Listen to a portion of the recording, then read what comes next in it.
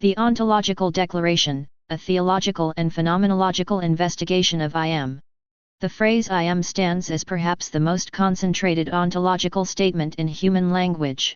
It functions simultaneously as grammatical structure, existential assertion, divine self-revelation, and phenomenological ground. This investigation pursues the term through its biblical theology, philosophical implications, linguistic structure, and experiential dimensions, recognizing that any adequate treatment must transgress disciplinary boundaries precisely because the phrase itself refuses categorical containment. The declaration carries a peculiar weight that distinguishes it from other self-referential statements. While I think or I feel or I believe all predicate something about the subject, I am refuses predication entirely, or rather, makes existence itself the predicate. This refusal contains theological significance that has reverberated through millennia of interpretation, from rabbinic commentary to patristic theology to contemporary phenomenology. The Hebrew context, Yahweh and the burning bush.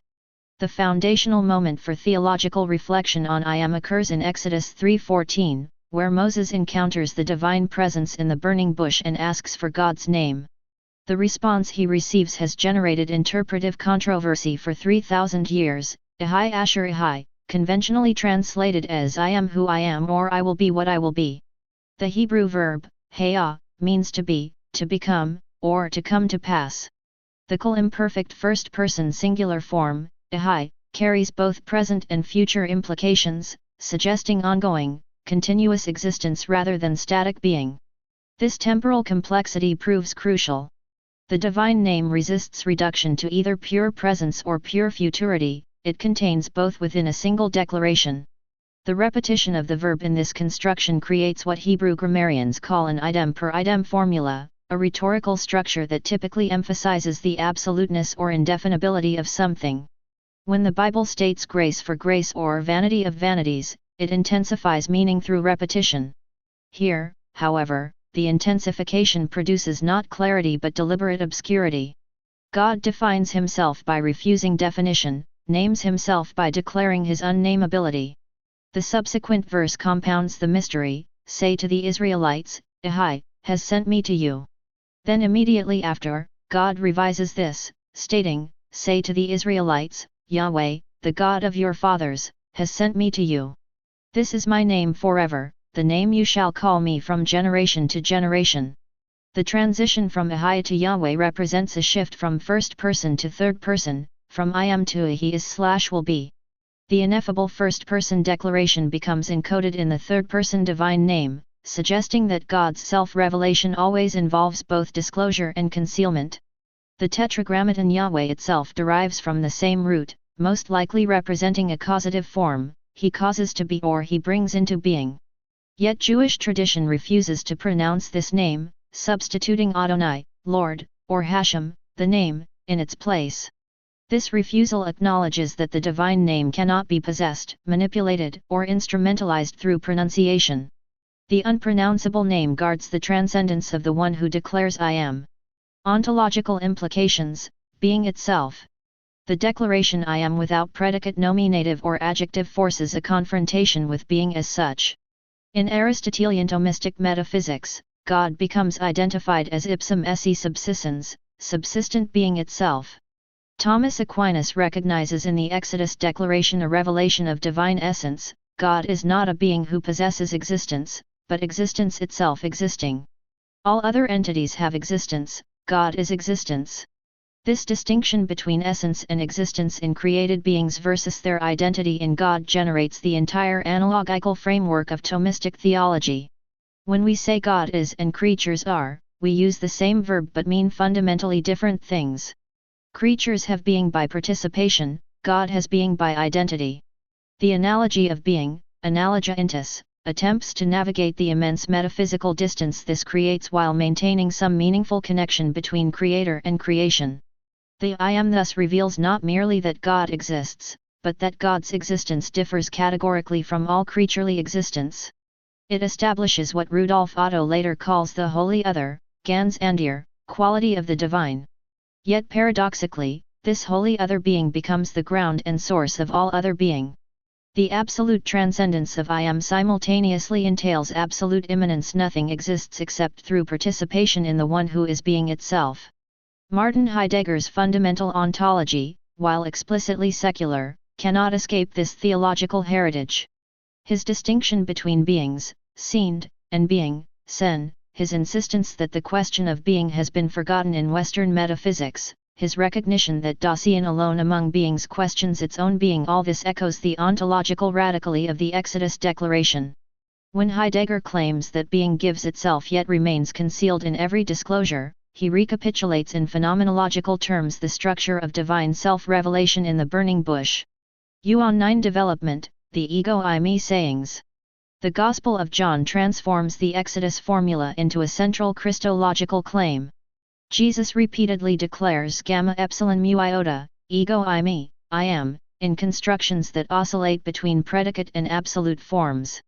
The predicated declarations I am the bread of life, I am the light of the world, I am the door, I am the good shepherd, I am the resurrection and the life, I am the way, the truth, and the life, I am the true vine already carry enormous theological freight, identifying Jesus with salvific realities. But the absolute uses prove even more striking. In John 8:58, Jesus declares, before Abraham was, I am, pyro nu beta rho alpha mu gamma epsilon nu sigma theta alpha iota gamma epsilon mu. The grammatical anomaly mixing past reference with present tense mirrors the temporal complexity of a high. Jesus claims not merely pre-existence but a mode of existence that transcends temporal becoming. The Jewish authorities recognize this immediately as a claim to divine identity and move to stone him for blasphemy. Similarly, in John 18:5-6, when soldiers come to arrest Jesus in Gethsemane and ask for Jesus of Nazareth, he responds ego I me, and they fall backward to the ground. The physical reaction to the declaration suggests they encounter not merely identification but manifestation. The divine name, spoken by Jesus, exercises power that forces human beings into prostration. The Yuan 9 use of ego I me thus accomplishes a radical theological move. It identifies the human Jesus with the Yahweh who declares I am at the burning bush. The transcendent God who exists as being itself has entered history as a particular human being who can be arrested, interrogated, tortured, and killed. The absolute I am submits to the negations of creaturely existence: hunger, thirst, weariness, suffering, death, without ceasing to be the absolute ground of all existence. This generates the central paradox of Christian theology: the incarnation makes the unmade, temporalizes the eternal, renders visible the invisible, dies in the deathless. The I am spoken by Jesus collapses the infinite distance between creator and creature without eliminating the distinction.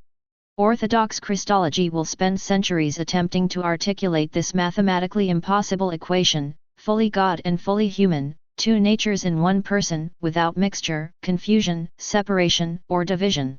Philosophical trajectories, from Descartes to Levinas. The modern philosophical tradition inaugurates itself with another I am declaration, though grammatically modified: Descartes cogito ergo sum, I think therefore I am. Descartes seeks an indubitable foundation for knowledge by methodologically doubting everything until he arrives at the one certainty that resists doubt: the existence of the thinking subject. Even if I am deceived about everything else, I must exist in order to be deceived. The Cartesian cogito appears to reverse the biblical structure. Rather than God declaring I am as the ground of all existence, the human subject discovers its own I am as the epistemological foundation. The shift from theology to anthropology, from objective to subjective ground, characterizes modernity's fundamental gesture. Yet Descartes himself recognizes that the finite thinking thing requires an infinite guarantor. The cogito leads dialectically to God, not away from God. The human I am remains dependent on the divine I am for its sustenance and veracity. Kant radicalizes the Cartesian move by making the transcendental unity of apperception the I think that must be able to accompany all my representations the formal condition of all experience. The I am becomes not a substance but a function, the synthetic unity that binds the manifold of intuition into coherent experience. Kant's famous dictum that the I think must be able to accompany all my representations makes self-consciousness the transcendental condition of objectivity. Yet this transcendental ego remains curiously empty, a formal structure rather than concrete existence. Hegel then historicizes and dialecticizes the I am, making it the driving force of spirits, Geist, self-realization through history.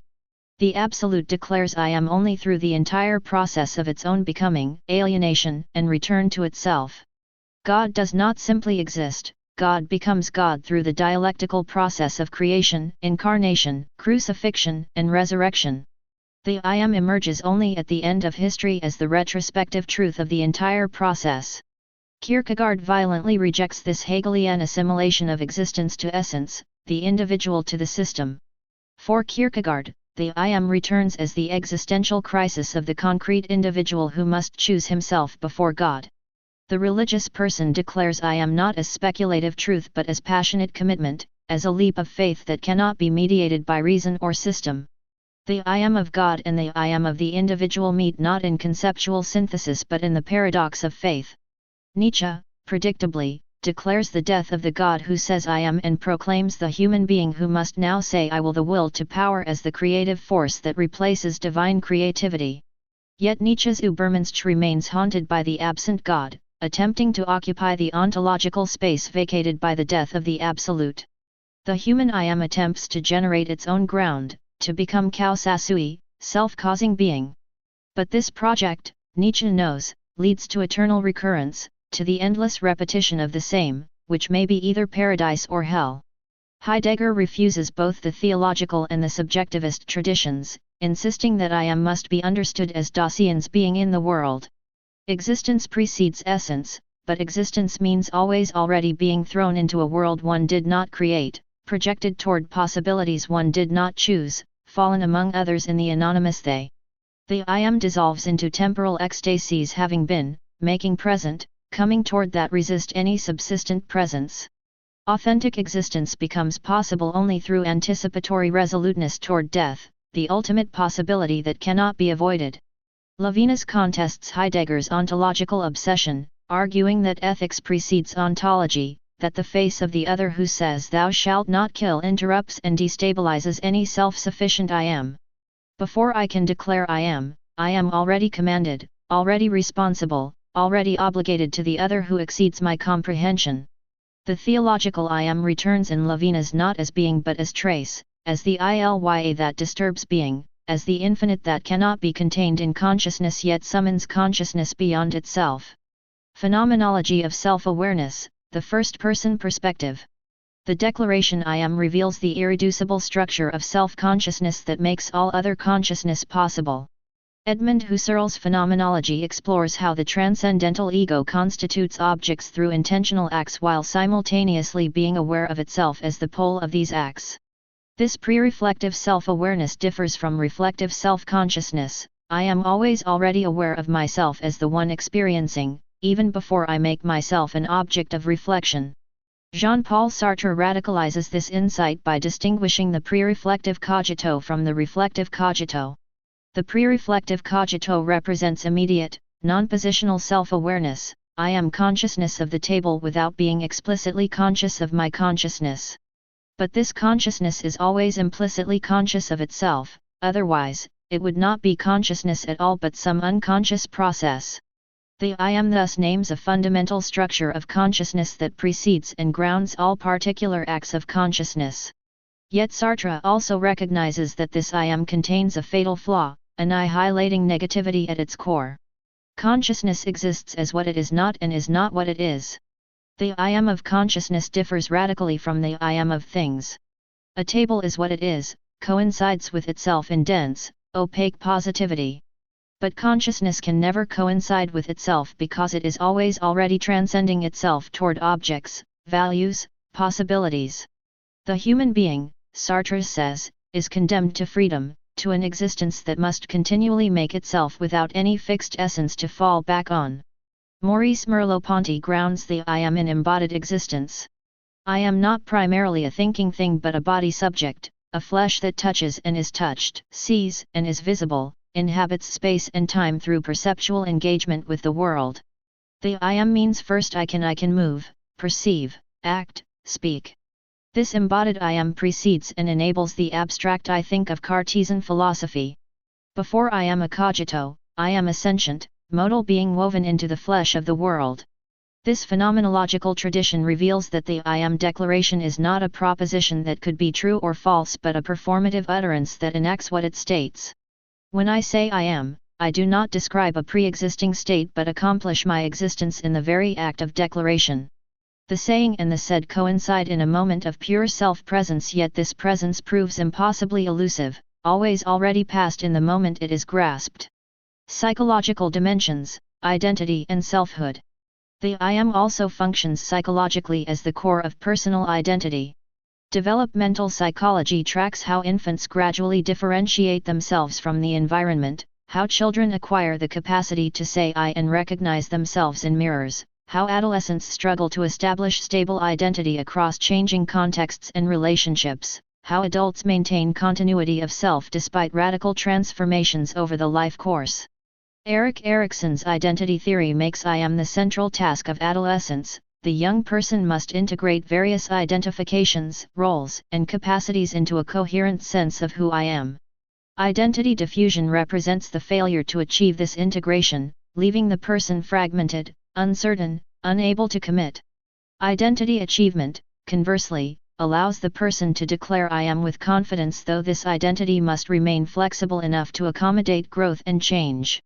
James Marshall refined Erikson's theory by identifying 4 identity statuses: diffusion, no exploration, no commitment, foreclosure, commitment without exploration, moratorium, exploration without commitment, and achievement, exploration plus commitment. Each represents a different relationship to the I am question.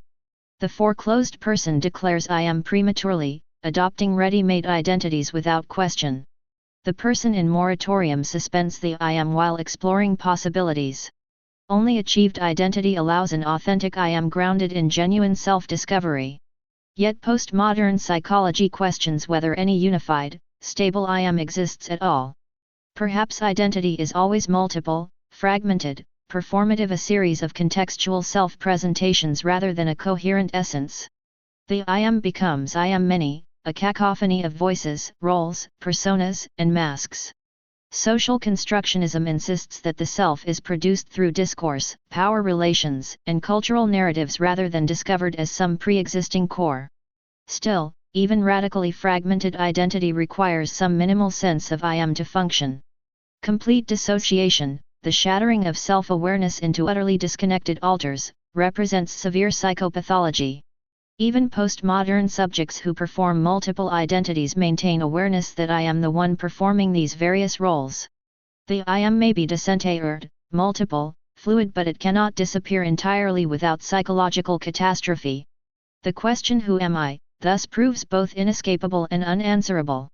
Every human being must address it, no one can answer it definitively. The I am remains perpetually under construction, always incomplete, forever vulnerable to crisis and revision. This ontological instability generates both anxiety and possibility, anxiety because we lack secure foundation, possibility because we remain open to transformation. Theological anthropology, Imago Dei and human declaration. Christian theology traditionally distinguishes divine I am from human I am through the doctrine of creation. God alone exists se, from himself, without dependence on anything external. Human beings exist ab alio, from another, radically contingent and dependent.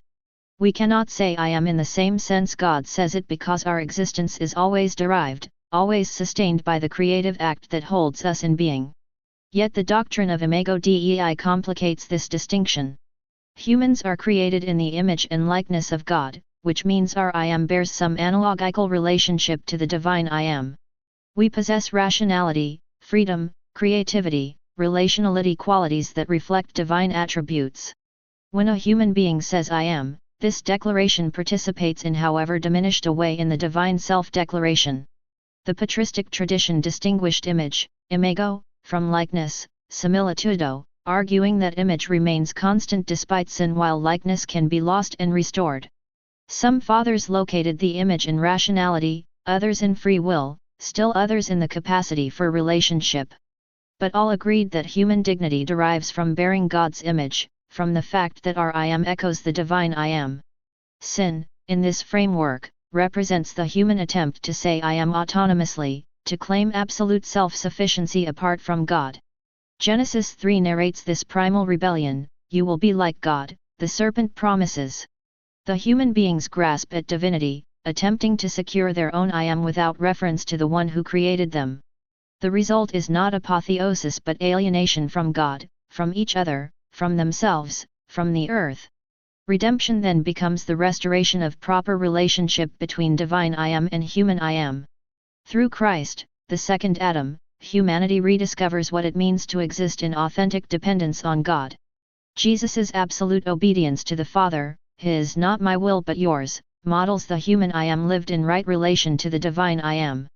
The Incarnation reveals that true human identity emerges not through autonomous self-assertion but through receptive openness to divine grace. Eastern Orthodox theology develops this through theosis or divinization. Humans are called to become by grace what God is by nature. Our I am is meant to participate ever more fully in the divine I am without losing its creaturely distinctness. Theosis does not erase the infinite qualitative difference between creator and creature but bridges it through loving communion. The human person discovers authentic identity precisely by transcending isolated selfhood into union with God and others. Mystical traditions, the annihilation and discovery of self. Mystical literature across traditions grapples intensely with the paradoxes of I am. The via negativa or apophatic theology insists that God transcends all positive predication. To say God is X always falsifies because it limits the unlimited. The highest truth about God may be expressed only through negation. God is not being, not thing, not known, not said. The divine I am exceeds and negates every human attempt to comprehend it. This apophatic approach generates mystical theologies of self-annihilation. Meister Eckhart speaks of the Godhead beyond God, the pure nothing from which the Trinitarian God emerges. Union with God requires absolute detachment, becoming nothing, allowing God to be born in the soul. The mystic must abandon the I am of ego consciousness to discover the deeper I am of divine ground. God's ground and the soul's ground is one ground, Eckhart declares, yet this union in distinction requires dying to all creaturely attachment. John of the Cross maps the dark night of the soul, the necessary passage through radical unknowing and felt absence of God. The mystic's I am must be purified of all false securities, stripped of every consolation, emptied of every image. Only when the soul reaches complete darkness, when God seems utterly absent, when the I am dissolves into I am nothing, can true union occur. The annihilation of self paradoxically reveals the self's deepest truth, that it exists only in God. Teresa of Avila describes the interior castle with its many mansions, the soul's journey into its own depths where it discovers God dwelling at the center. The I am proves not merely surface consciousness but a vast interiority containing infinite depths.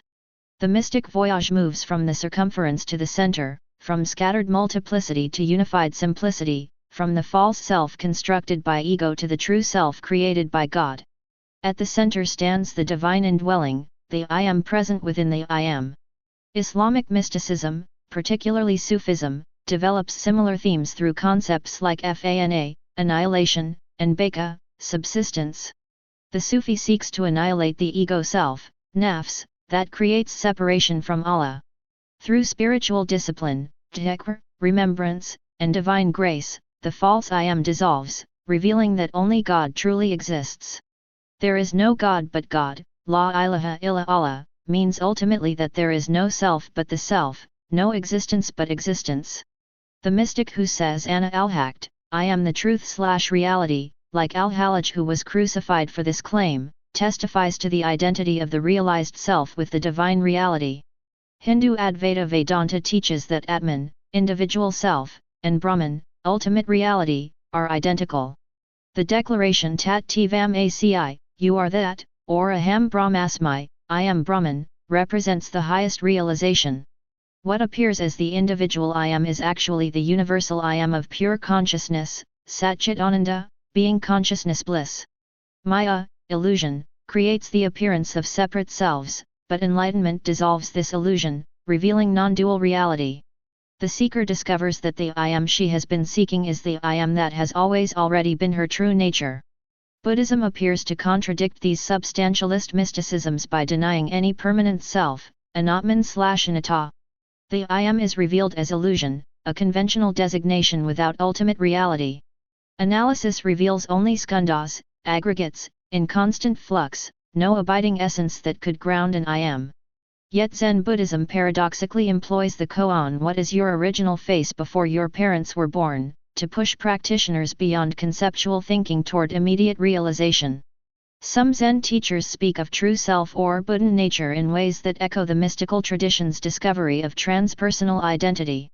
Linguistic analysis, grammar and metaphysics. The phrase I am represents what linguists call a copular construction, linking subject and predicate through the verb to be. But the absolute use I am without predicate creates a grammatical anomaly that reflects metaphysical peculiarity.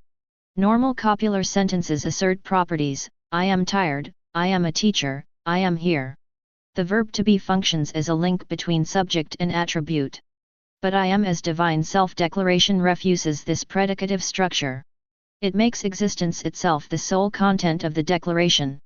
This transforms the copula from auxiliary function to primary assertion. The verb to be, normally grammatically dependent, becomes grammatically independent. This linguistic rebellion against normal syntax mirrors the ontological exceptionalism it expresses. God's being is not like creaturely being, and God's self-naming refuses the structures that govern ordinary reference. Émile Benvenist's linguistic research reveals that first-person pronouns function differently from third-person pronouns. I has no referent except the speaker in the act of speaking. It is a shifter or indexical that changes reference with each utterance. When I say I refer to myself. When you say I, you refer to yourself. The pronoun contains no stable meaning apart from the speech situation. This makes I the most concrete and the most abstract word simultaneously. It always refers to a particular speaker but can refer to any speaker whatsoever. The declaration I am thus combines this radically indexical pronoun with the copula in a way that maximizes both particularity and universality.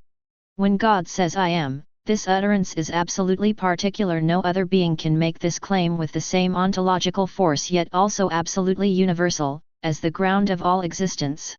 When a human says I am, the declaration is both uniquely personal and structurally shared with every other human subject. Wittgenstein's investigations of language games suggest that I am functions differently in different contexts.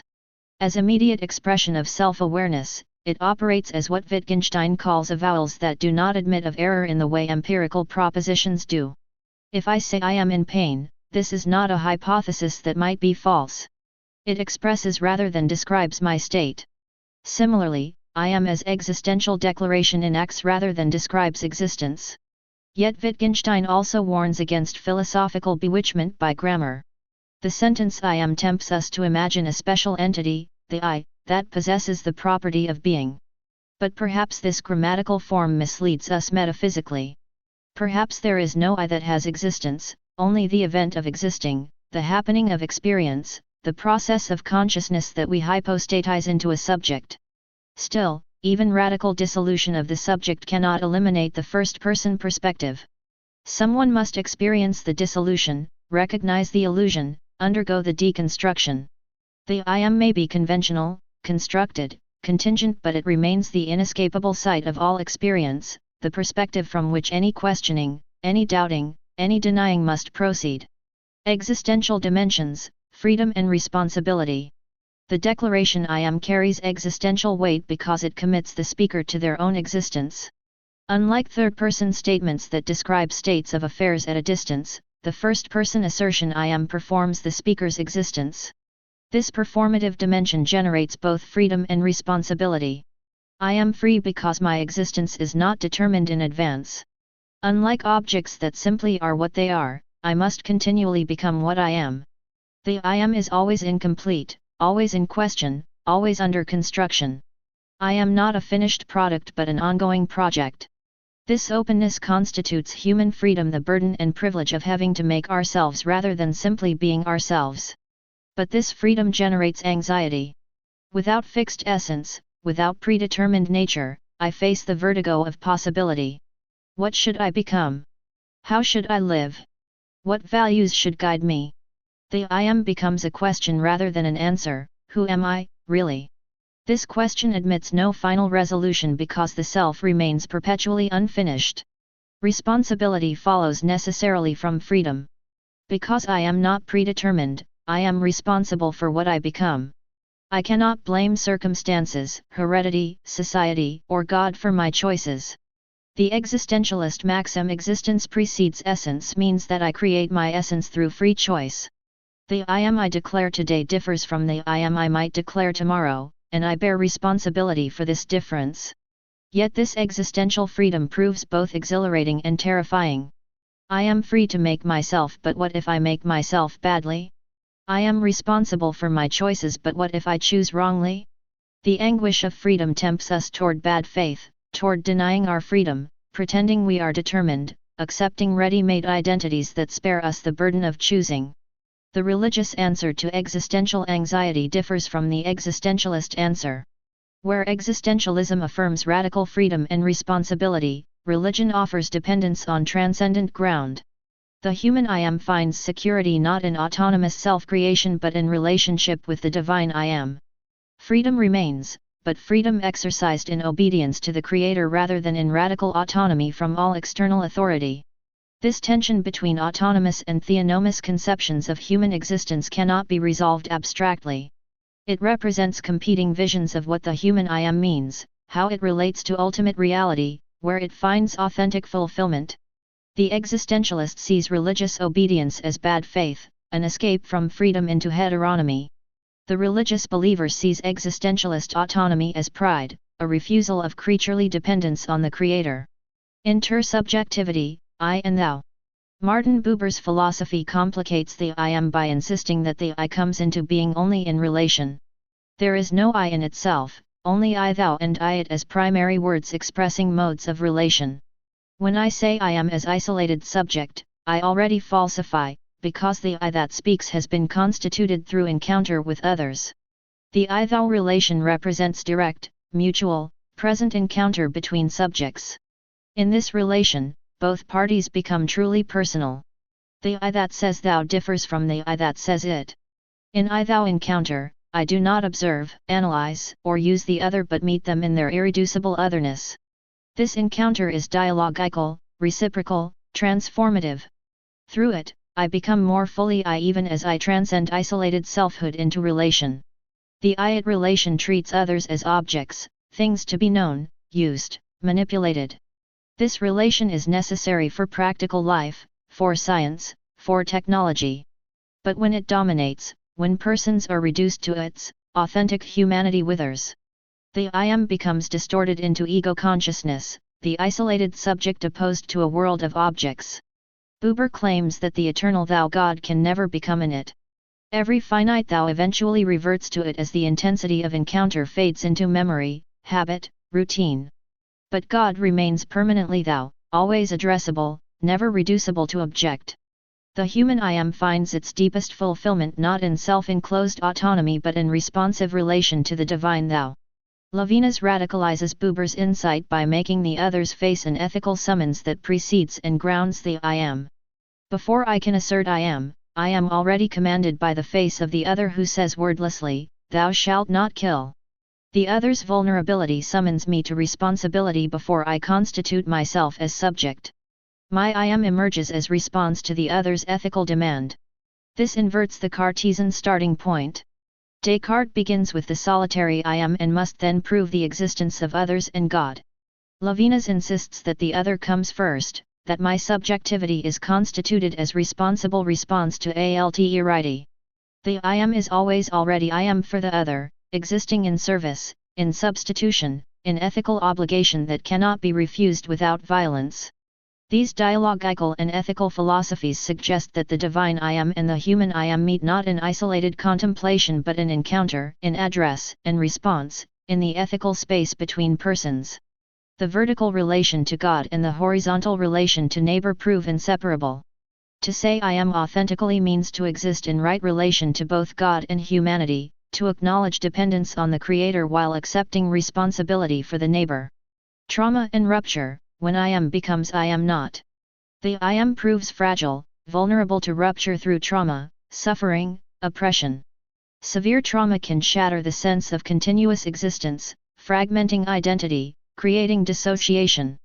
Survivors of extreme violence sometimes report feeling that they no longer exist, that the person they were died, that they are living as ghosts or automatons going through motions without experiencing genuine presence. The Holocaust, chattel slavery, genocides, and other atrocities raise the question whether I am can survive radical dehumanization.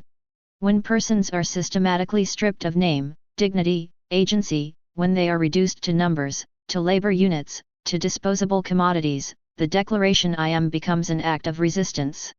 Simply to continue existing, to maintain awareness of one's humanity despite everything designed to destroy it, becomes heroic affirmation. Primo Levi's testimony from Auschwitz reveals this struggle to preserve the I am under conditions deliberately designed to annihilate personhood. The logger sought to transform persons into Musulmaner, the walking dead who had surrendered all will to live. To maintain human dignity, to remember one's name, to recite Dante, to share bread, these apparently insignificant acts preserved the I am against the machinery of death.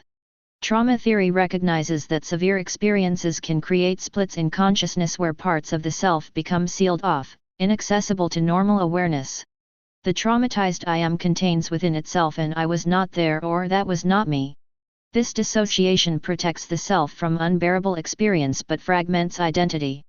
Healing requires reintegration, reclaiming disowned parts of experience, acknowledging that was me, that happened to me, I survived.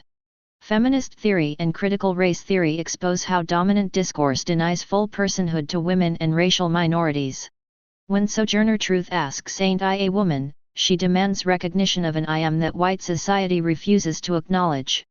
When the Black Lives Matter movement insists I am a man, echoing Memphis sanitation workers' signs, it asserts humanity against systemic dehumanization. The simple declaration I am becomes politically charged when society treats certain persons as less than fully human. Trauma thus reveals both the fragility and the resilience of I am. The self can be shattered, but something in the human spirit resists total annihilation. Even when stripped of everything, external possessions, relationships, social status, even bodily integrity, the capacity to say I am persists as the last bastion of human dignity. Viktor Frankl's logotherapy builds on this insight. When we cannot change circumstances, we can still choose our attitude, affirm meaning, assert our existence as subjects rather than submit to reduction to objects. Death and the future perfect, I will have been. The I am exists always in relation to death, the absolute future that limits and defines existence. Heidegger's analysis of being toward death reveals that authentic existence requires confronting mortality as the own most non-relational, certain, and indefinite possibility. Death is own most because no one can die my death for me, non-relational because it cannot be shared or experienced with others, certain because it will inevitably occur, indefinite because its timing remains unknown. This relationship to death transforms the I am into I am mortal, I am dying, I am for death. The present tense of existence carries within it the future perfect, I will have been. Every I am already contains its own negation, its passage into past tense.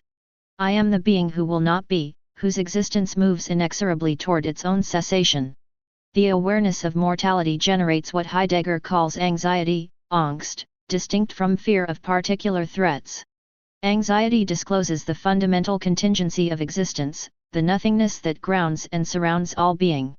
In anxiety, the I am confronts its own groundlessness, its radical finitude, its thrownness into existence without justification or necessity. I simply find myself existing, and this existence will simply cease. Yet Heidegger insists that anticipatory resoluteness toward death enables authentic existence. By owning my mortality rather than fleeing it through distraction and denial, I can exist as a finite whole, make choices that matter, live with urgency and intensity. The I am becomes authentic precisely through acknowledgement that it will become I was. Death gives life its structure, its boundaries, its meaning. Christian theology responds to this existential analysis with the proclamation of resurrection.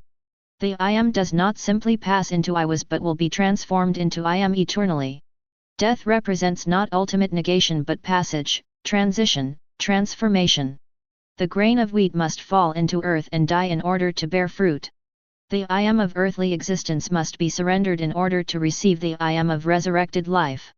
Paul's theology of death and resurrection creates a complex temporal structure. The believer is already dead with Christ yet still dying, already raised with Christ yet awaiting resurrection, already possessing eternal life yet still mortal. The I am exists simultaneously in multiple temporal registers, present in earthly existence, past in crucifixion with Christ, future in resurrection glory. This eschatological existence transcends simple linear time.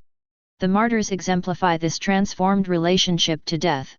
By willingly accepting death rather than denying Christ, they declare that their true I am cannot be destroyed by physical death.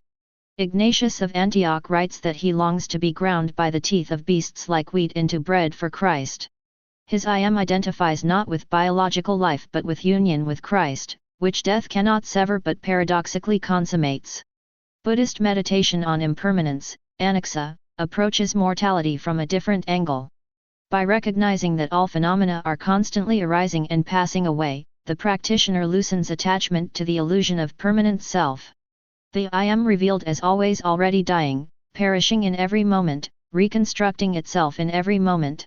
Death is not a future event but present reality. I am dying right now, and now, and now. This recognition liberates from existential anxiety by dissolving the very I am that fears its cessation. The memento mori tradition in medieval Christianity cultivated awareness of mortality through skulls, hourglasses, and the phrase "remember you will die." Rather than morbid pessimism, this practice aimed to relativize earthly attachments, focus attention on ultimate concerns, and prepare the soul for its final passage.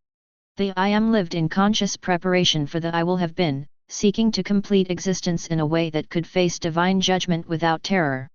Contemporary secular culture largely suppresses awareness of mortality through medical technology, entertainment, and the cult of youth. The I am attempts to live as though it will never become I was, as though death happens only to others. This denial generates what Becker calls the denial of death. The construction of immortality projects wealth, fame, children, achievements that promise symbolic transcendence of mortality even while physical death remains inevitable. Yet the COVID-19 pandemic forced renewed confrontation with mortality on a global scale. Millions experienced illness, loss, isolation, fear. The I am became fragile, precarious, threatened. Some responded with deeper appreciation for existence, gratitude for each day, recognition of what truly matters. Others doubled down on denial, conspiracy theories, anger. The pandemic revealed humanity's ongoing struggle to integrate mortality into the meaning of I am. The question of what lies beyond death, whether annihilation, reincarnation, resurrection, absorption into the absolute, remains necessarily speculative.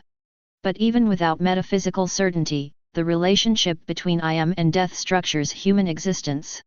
We are the beings who know we will die, and this knowledge transforms everything. The I am spoken in full awareness of mortality differs from the I am spoken in denial or ignorance. Neurological substrates, the brain and self-consciousness. Contemporary neuroscience investigates the neural correlates of the I am, seeking to understand how self-consciousness emerges from brain activity. Studies using fMRI and other imaging technologies have identified specific brain regions associated with self-referential processing, particularly the medial prefrontal cortex, posterior cingulate cortex, and precuneus, collectively called the default mode network. This network activates during rest, during self-reflection, when thinking about one's past or future, when considering one's characteristics and preferences. Damage to these regions can impair self-awareness, suggesting they play crucial roles in generating the sense of I am. Yet the relationship between neural activity and subjective experience remains philosophically mysterious, the hard problem of consciousness. Antonio Damasio distinguishes proto-self, core self, and autobiographical self. The proto-self represents non-conscious neural representations of body states. The core self emerges with consciousness of organism-object interactions, creating present moment awareness. The autobiographical self builds on this through memory, narrative, and social identity, creating the sense of continuous personal existence across time. This neurological model suggests that I am has developmental stages and multiple levels. The infant possesses proto-self but not yet autobiographical self. Brain injuries or diseases can selectively impair different aspects: retrograde amnesia destroying autobiographical memory while preserving core consciousness, or disorders of self-recognition where patients deny ownership of their own limbs, asomatognosia. Split brain research complicates the unity of I am. When the corpus callosum connecting brain hemispheres is severed, patients exhibit behaviors suggesting two separate centers of consciousness. Each hemisphere can process information and control actions independently. Does this create two IAMs in one body? Or does consciousness remain unified despite neurological division? The philosophical implications remain contested. Neuroplasticity research reveals that brain structure changes throughout life based on experience. The I am is not hardwired but continuously reconstructed through neural reorganization. Meditation practices, for instance, produce measurable changes in brain regions associated with attention, emotion regulation, and self-referential processing. The I am proves not fixed essence but dynamic process. Yet reductive materialism that identifies the I am entirely with brain activity faces philosophical objections. The first-person perspective from which I am is declared seems irreducible to third-person neural processes. Knowing everything about brain function would not automatically convey what it is like to be a particular subject, to experience existence from within. The explanatory gap between objective neural description and subjective experience persists. Some neuroscientists and philosophers argue that the I am is a useful fiction, a narrative construct the brain creates to organize experience but lacking substantive reality. Thomas Metzinger develops a self-model theory where consciousness creates a transparent self-model that we mistake for a real entity. The I am represents a representational artifact, not an ontological truth. Others defend emergentist views where consciousness and self genuinely arise from but are not reducible to neural substrates. The I am exists as a higher-order phenomenon with its own causal powers, even while depending on brain activity. Mind and brain interact without either being wholly reducible to the other. The theological response insists that neural correlates do not exhaust the reality of the I am. That self-consciousness requires brain activity does not prove that self exhausts itself in brain activity. The brain may be the instrumental cause of consciousness without being its sufficient cause. The human I am may require biological substrate while also participating in the spiritual order, in the imago Dei, in relationship with the divine I am that transcends all materiality. Political and social dimensions, recognition and alienation. The I am never exists in isolation but always within social matrices of power, recognition, and struggle. Hegel's master-slave dialectic reveals that self-consciousness requires recognition from another consciousness. I cannot simply declare I am in solitude, I need the other to acknowledge my existence, my freedom, my value. The struggle for recognition becomes constitutive of subjectivity. The master seeks recognition from the slave but achieves only a hollow acknowledgement because it comes from one not recognized as equal. The slave, through labor that transforms the world, gradually develops self-consciousness and eventually rebels against bondage. True mutual recognition requires relationship between equals who acknowledge each other's freedom and humanity. Frantz Fanon extends this analysis to colonialism and racism. The colonized person is denied full subjectivity by the colonizer, treated as object rather than subject, as native rather than person.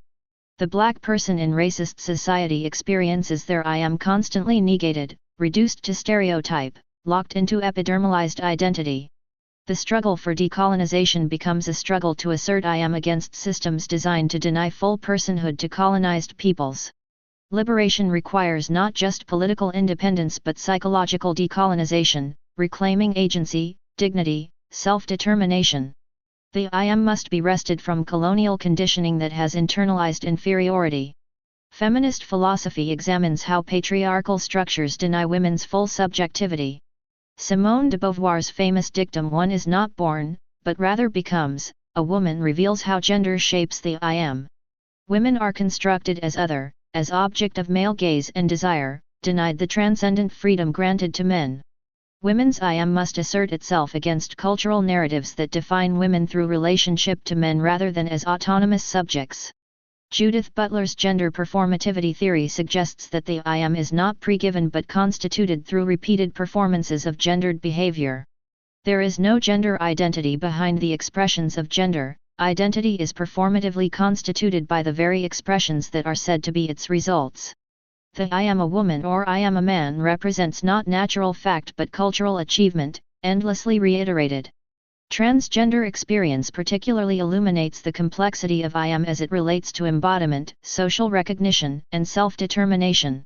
When assigned sex at birth conflicts with experienced gender identity, the trans person must assert I am against social expectation, medical authority, legal structures.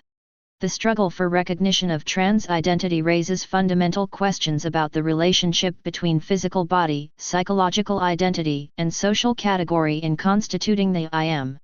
Critical theory and Frankfurt School thinkers trace how administered society, culture, industry, and instrumental reason flatten the I am into mere unit of production and consumption. The autonomous subject promised by Enlightenment rationality becomes absorbed into totally administered society where genuine individuality disappears into conformity. The I am becomes standardized, predictable, managed. Yet resistance movements continually reassert the I am against oppressive structures. Labor organizing declares I am not just labor power but a human being deserving dignity and fair compensation. Civil rights movements proclaim I am somebody, I count as much as anyone else. Collective identity racial, ethnic, national, religious, class-based provides crucial context for individual identity. The I am emerges from and contributes to larger we are declarations. Yet the relationship between individual and collective remains dialectical, sometimes complementary, sometimes antagonistic. The I am can be enriched or crushed by the we are depending on whether the collective recognizes and values individuality. Technological mediation, digital identity and artificial consciousness.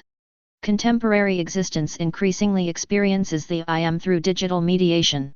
Social media creates curated versions of self, virtual identities that may diverge significantly from offline existence. The I am gets performed through posts, photos, updates, carefully constructed self-presentations. The question arises, which I am is more real, the digital persona or the embodied person? Sherry Tickle's research on digital identity reveals how people fragment themselves across multiple online personas, experimenting with different aspects of identity in different virtual spaces. The unified I am splinters into I am at username 1 on this platform, at username 2 on that platform, each performing different versions of self. This multiplicity can enable exploration and growth, or it can generate fragmentation and inauthenticity. Surveillance capitalism commodifies the I am. Every click, search, purchase, interaction generates data that corporations collect, analyze, and monetize. The I am becomes data profile, targeted consumer, algorithmic subject. Companies claim to know who you are better than you know yourself based on behavioral patterns. The I am declared by the subject confronts the you are imposed by algorithmic analysis. Artificial intelligence raises the question whether machines could ever genuinely declare I am. Current AI systems process information and generate outputs without subjective experience, without first-person perspective. Even sophisticated language models that use I in their outputs do not possess consciousness, do not actually experience an I am. They simulate discourse about self without having selves. Yet philosophical thought experiments challenge confident assertions that machines could never be conscious. If consciousness emerges from information processing, why couldn't sufficiently complex computational systems generate genuine subjectivity? The Turing test proposes that if a machine's responses are indistinguishable from a human's, we should attribute consciousness to it. But this behaviorist criterion seems inadequate. Perfect simulation of consciousness differs from actual consciousness. Transhumanist movements anticipate human-machine merger, uploading consciousness to computers, achieving digital immortality. If the I am could be transferred from biological brain to silicon substrate, would it remain the same I am? Would continuity of information pattern constitute continuity of self? Or would the upload be merely a copy, with the original consciousness destroyed in the transfer process? These questions press on fundamental issues. Is the I am essentially embodied, requiring carbon-based biological substrate?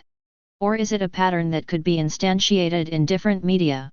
Does consciousness require quantum effects in microtubules, as some theories propose, making digital upload impossible? Or could any sufficiently complex information system generate subjective experience?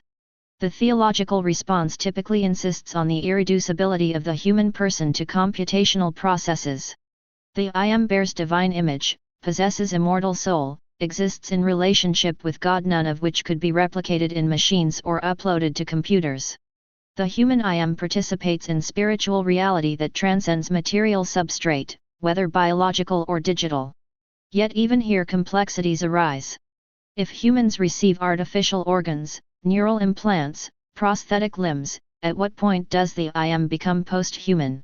Does the image of God remain in a person whose entire body consists of artificial components? Christian theology traditionally affirmed resurrection of the body, suggesting that embodiment matters to identity. But what form does resurrection take for persons with cybernetic augmentation? The digital age thus raises new versions of ancient questions about the nature of I Am, its relationship to physical substrate, its continuity across transformation, its ultimate ground. Technology does not resolve these questions but intensifies their urgency, forcing reconsideration of assumptions about consciousness, identity, and personhood. Dissociative identity disorder, formerly multiple personality disorder, fragments the I Am into distinct alternate personalities or alters, each with separate memories, characteristics, behaviors. The different alters may be unaware of each other, creating radical discontinuity of consciousness and identity. Which alter represents the true I Am? Or does each represent a genuine I Am created to cope with trauma? Schizophrenia can involve delusions of control where patients experience their thoughts, feelings, actions as controlled by external forces. The I Am loses agency, feels possessed, manipulated, invaded. Thoughts are experienced as inserted by others or broadcast to others. The boundary between self and world, subject and object, collapses. The I Am cannot maintain coherent self-distinction from environment. Narcissistic personality disorder inflates the I Am into grandiose self-image requiring constant validation. The narcissist's I Am depends on external admiration, collapses when criticized, compensates for underlying fragility through dominance and devaluation of others. The pathologically grandiose I Am masks an impoverished, vulnerable I Am that cannot tolerate its own ordinariness. Borderline personality disorder creates unstable, shifting sense of I Am. Identity disturbance represents a core symptom: chronic uncertainty about self-image, goals, values, preferences, sexual identity. The I Am fluctuates wildly, lacks coherent continuity, may temporarily dissolve under stress into feeling empty or non-existent. The person struggles to answer "Who am I?" because the answer keeps changing. Depression often involves profound loss of sense of self. The depressed person may experience themselves as hollow, worthless, dead inside. The I Am becomes burden rather than gift, existence feels meaningless, the future appears foreclosed. Severe depression can generate desire for self-annihilation, for the I Am to cease existing entirely. Mania produces opposite distortion: inflated I Am, grandiose self-assessment, unlimited sense of capability and energy. The manic person declares I Am with absolute confidence, undertakes impossible projects, experiences no limits. The expansive I Am of mania eventually crashes into depressive collapse. Autism spectrum conditions involve different way of experiencing I Am in relation to others and environment. Autistic individuals often describe feeling fundamentally different from neurotypical people, experiencing sensory input and social interaction differently. The I Am may be more solitary, less dependent on social mirroring, more focused on internal consistency than external conformity. These pathological variations reveal the fragility and complexity of I Am. Normal consciousness creates unified, continuous sense of self that seems natural and inevitable. Pathology demonstrates that this unity is an achievement, not a given. The I Am requires successful integration of multiple neural systems, psychological processes, social interactions. When any component fails, the I Am distorts or fragments. Treatment of these disorders often involves helping patients reconstruct coherent I Am.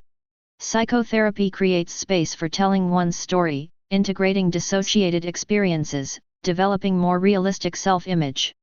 Medication can stabilize mood and reduce symptoms that disrupt sense of self. Contemplative practices can help patients observe thoughts and feelings without identifying completely with them, creating metacognitive distance. The pathological teaches that the I am exists on a continuum from coherent integration to radical fragmentation. Most people experience mild disturbances, occasionally feeling unreal after trauma, experiencing identity confusion during transitions, cycling through different mood-based self-perceptions. Pathology represents the extreme end of this continuum, but even normal experience involves ongoing work to maintain unified sense of self. Theological synthesis: the I am of persons in relation to the I am of God. After this extensive investigation, we return to the theological question with which we began: how does the human I am relate to the divine I am? Christian theology offers a complex answer involving creation, fall, incarnation, redemption, and eschatological consummation. In creation, God speaks the world into existence, and uniquely creates humans in the divine image. The human I am originates as gift, as participation in divine life, as creaturely reflection of uncreated being.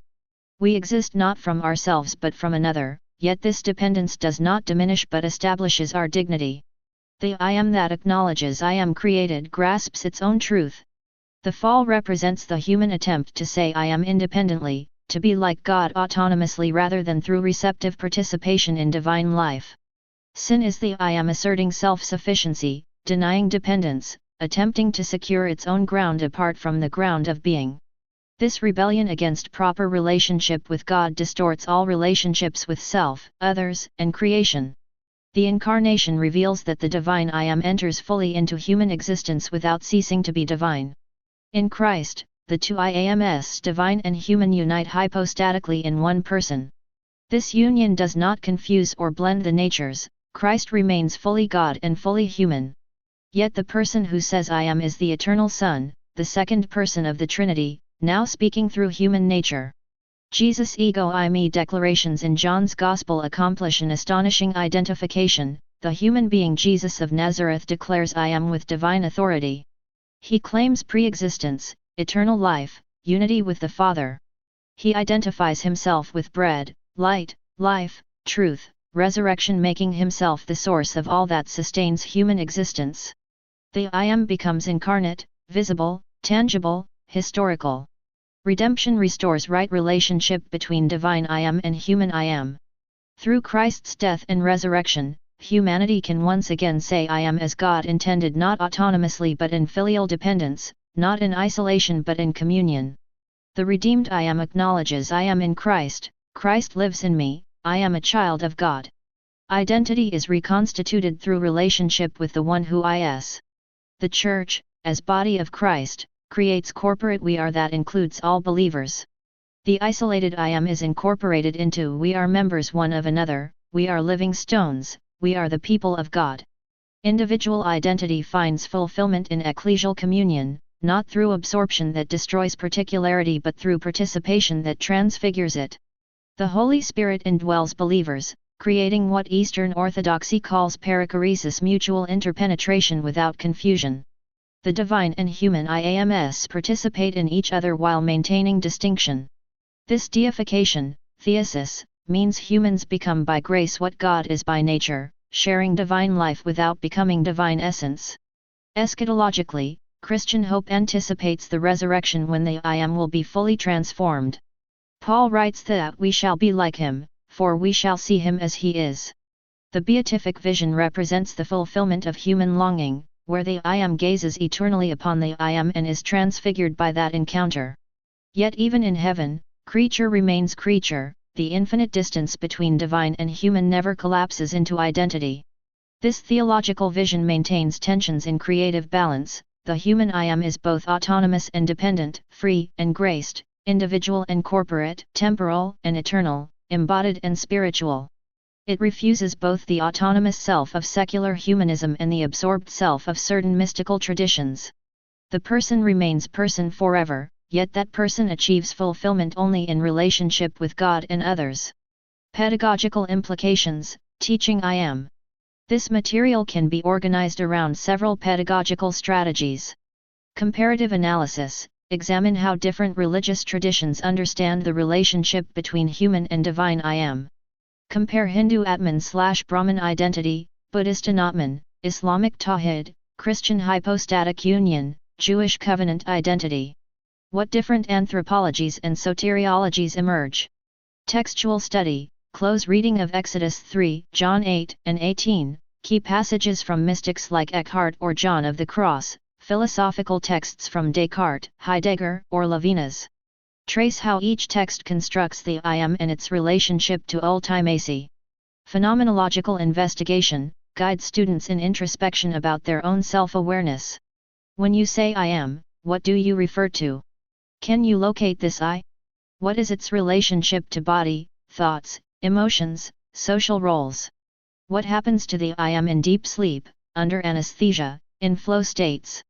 Historical development, trace how concepts of self evolved from ancient to modern to postmodern periods. How did transition from oral to literate to digital culture affect experience of I am? How did individualism emerge in Western thought? Contemporary issues, engage questions of identity politics, digital selfhood, artificial intelligence, medical enhancement, end-of-life questions. How do contemporary challenges illuminate or complicate traditional understandings of I Am? Theological construction, have students articulate their own theology of human identity in relation to God. How do they understand the image of God? What does it mean to be created, fallen, redeemed? What hope do they have for the ultimate destiny of the I Am? The goal is not simply to convey information but to evoke genuine questioning. The declaration I Am should become genuinely mysterious to students, pregnant with philosophical and theological implications. They should experience the vertigo of asking who am I, really, and recognize that this question cannot be answered simply or finally. The inexhaustible mystery. We conclude where we began, with the simple yet unfathomable declaration I Am. Despite extensive analysis across multiple disciplines and traditions, the phrase retains its mystery. It names something so fundamental that it precedes and grounds all other knowledge, yet so elusive that it cannot be grasped or exhausted by analysis. The divine I Am revealed at the burning bush remains the absolute ground of all existence, the uncreated being in whom all beings participate. This declaration establishes God's utter transcendence while simultaneously making possible God's intimate presence. The unpronounceable name guards the holiness of the one who nevertheless makes himself known. The human I Am echoes this divine declaration as image echoes original, as creaturely participation reflects uncreated source. Yet the echo contains its own dignity, its own integrity, its own irreducible reality. The human person genuinely exists, genuinely says I am, genuinely possesses freedom, consciousness, agency, all as gift, all as grace, all as reflection of the one who is. The Incarnation unites divine and human I Am in the person of Jesus Christ, revealing both as they truly are. In Christ we see what God is like, not remote abstraction but personal presence, not impassive being but suffering love, not static eternity but dynamic engagement with history. In Christ we also see what humanity is meant to be, not autonomous self-creation but filial dependence, not isolated individuality but loving communion, not finite closure but participation in infinite life. The paschal mystery of death and resurrection shows that the I Am can pass through negation and emerge transformed. The grain of wheat that falls into earth and dies brings forth abundant fruit. The I Am that surrenders itself in love discovers itself more fully than if it had clutched itself in self-protection. This remains the central paradox: whoever seeks to save their life will lose it, whoever loses their life will find it. The challenge is to live the question who am I, with integrity and courage. Not to grasp at premature answers, not to settle for comfortable illusions, but to remain open to the mystery of their own existence. To say I am with full awareness of what this declaration entails: responsibility, freedom, mortality, relationality, transcendence. The classroom becomes sacred space where persons dare to examine their own existence, to question their identities, to explore their relationship with ultimate reality. This requires creating environment of trust, respect, intellectual rigor, and spiritual openness. Students must feel safe to be vulnerable, to admit uncertainty, to struggle with difficult questions. Your role is not to provide final answers but to guide the inquiry, to offer conceptual tools from various traditions, to model the courage required for genuine self-examination. You demonstrate that the question "Who am I?" does not threaten existence but deepens it, does not undermine faith but enriches it, does not destroy meaning but creates space for more profound meaning. The study of I Am ultimately aims at transformation, not just information. God's students should emerge not simply knowing more about theories of self but experiencing their own existence differently, more consciously, more responsibly, more gratefully. They should be able to say I am with greater awareness of what an extraordinary, mysterious, gift-laden declaration this is. In the end, theology of I Am leads to doxology. We do not simply analyze the divine name, we worship the one who bears it. We do not merely theorize about human identity, we live it coram Deo, before the face of God. The investigation concludes in adoration, in grateful acknowledgement that I am only because the eternal I Am loved me into existence and sustains me in being moment by moment. May your teaching of this material lead students to that grateful wonder, to the recognition that their existence, however fragile, however compromised, however ordinary, participates in the infinite mystery of being itself. May they learn to say I am as prayer, as question, as confession, as hope. And may they discover that the one who said to Moses I am who I am continues to speak that name today, continues to reveal himself, continues to call persons into being and relationship and eternal life. This is what you have to give them, not comprehensive knowledge, which would be impossible, but orientation toward the inexhaustible mystery, which is everything. Here are 10 critical questions about I Am, a theological response. Question 1. If God is I Am, why does He need a name at all? This question strikes at the heart of the paradox. The very act of naming seems to limit, to define, to contain, yet God transcends all limitation. Why would the infinite condescend to linguistic identification? The answer lies in understanding that the Exodus 3:14 declaration is simultaneously a naming and a refusal to name. When Moses asks what is your name, he's not seeking casual identification. In ancient Near Eastern thought, knowing someone's name meant having power over them, the ability to invoke them, to manipulate them through ritual and incantation. Moses wants a name he can give the Israelites, a name that will prove he truly encountered the divine. God's response I am who I am functions as what we might call an anti-name name. It reveals and conceals simultaneously. God names himself by declaring his unnamability, defines himself by asserting his undefinability. The name Yahweh that follows carries this same quality, it cannot be pronounced, manipulated, or possessed. Jewish tradition recognizes this by refusing to speak it aloud. So God needs a name not for his own sake but for ours. We are linguistic creatures who require ways to address, invoke, and relate to reality. God accommodates himself to our limitations by giving us a name, but it's a name that preserves his transcendence even in its utterance.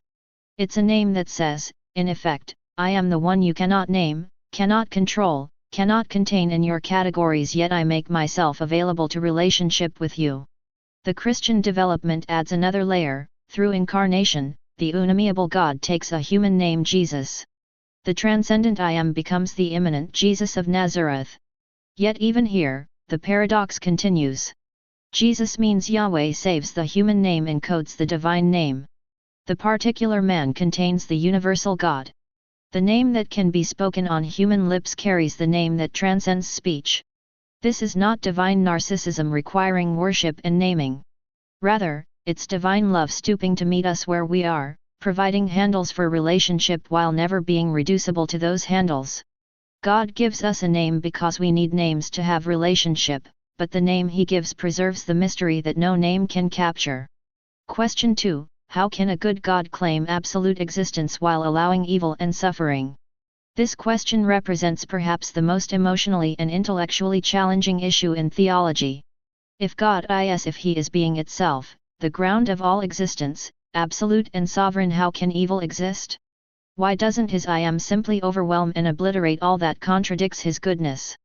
The classical theodicy responses deserve mention: evil as privation, Augustine; evil as necessary for free will defense; evil as instrumental to greater good, soul-making theodicy; evil as mystery beyond human comprehension, Job. Each offers partial insight, yet none fully satisfies when faced with actual suffering: the child dying of cancer, the genocide, the natural disaster, the senseless cruelty. But the I Am declaration itself points toward a deeper response. When God reveals himself as I Am, he reveals himself as the one who is present, active, engaged, not absent or indifferent. The burning bush that burns without being consumed represents God's presence in the midst of suffering without being destroyed by it. God appears precisely in the context of Israel's slavery, their suffering, their oppression. The Incarnation radicalizes this answer.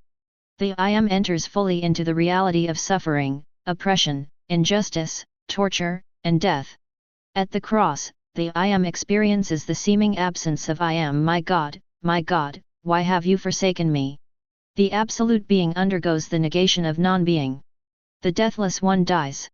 This doesn't explain evil in the sense of making it rationally comprehensible or morally acceptable. But it transforms the question. We no longer ask why does God allow suffering, from a safe distance. We confront God suffers with us. The I Am does not stand above the fray, untouched by pain. The I Am descends into the depths, solidarity replacing explanation. Jürgen Moltmann's crucified God theology develops this: God's divinity is revealed not in impassibility but in the capacity to suffer love. The Father suffers the loss of the Son suffers abandonment and death, the Spirit suffers the anguish between them. The Trinity is rent by the same suffering that rends creation. Yet precisely in this suffering in love, redemption occurs.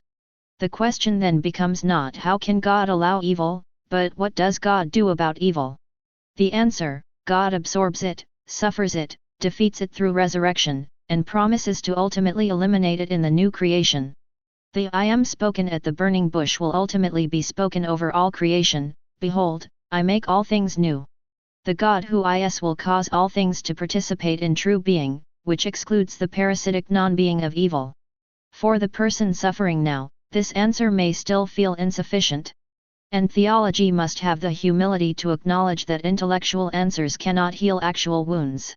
But it at least relocates the question: we do not have a God who explains suffering from a distance but a God who enters into it, bears it, and promises to end it. The I Am is spoken not over against suffering humanity but from within suffering humanity, by the one who became fully human. Question 3: Doesn't the I Am statement make God egotistical and narcissistic? Modern therapeutic culture trains us to be suspicious of anyone who constantly asserts their own existence, importance, and centrality. We diagnose excessive self-reference as narcissism. Doesn't God's insistence on I Am, his demand for worship, his declarations of uniqueness and supremacy sound like cosmic narcissism? This objection fundamentally misunderstands the ontological difference between creator and creature.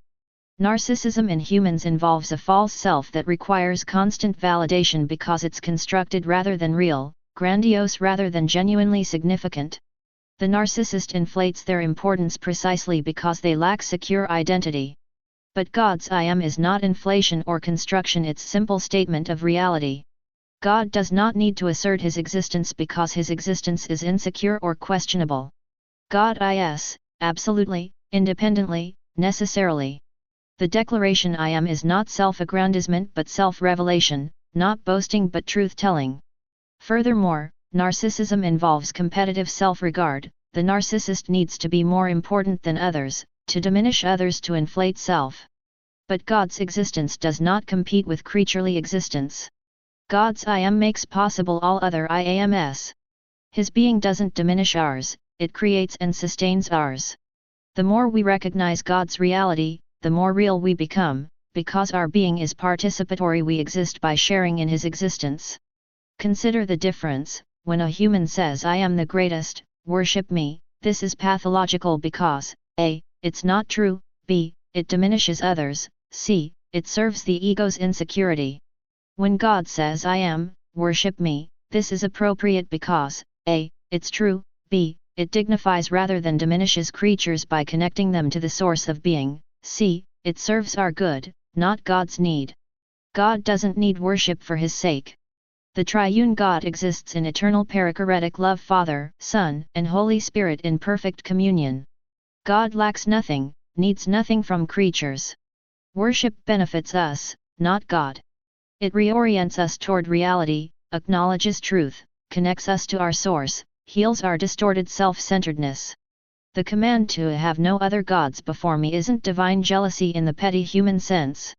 It's like a doctor saying don't drink poison or a parent saying don't touch the hot stove. False gods destroy human flourishing.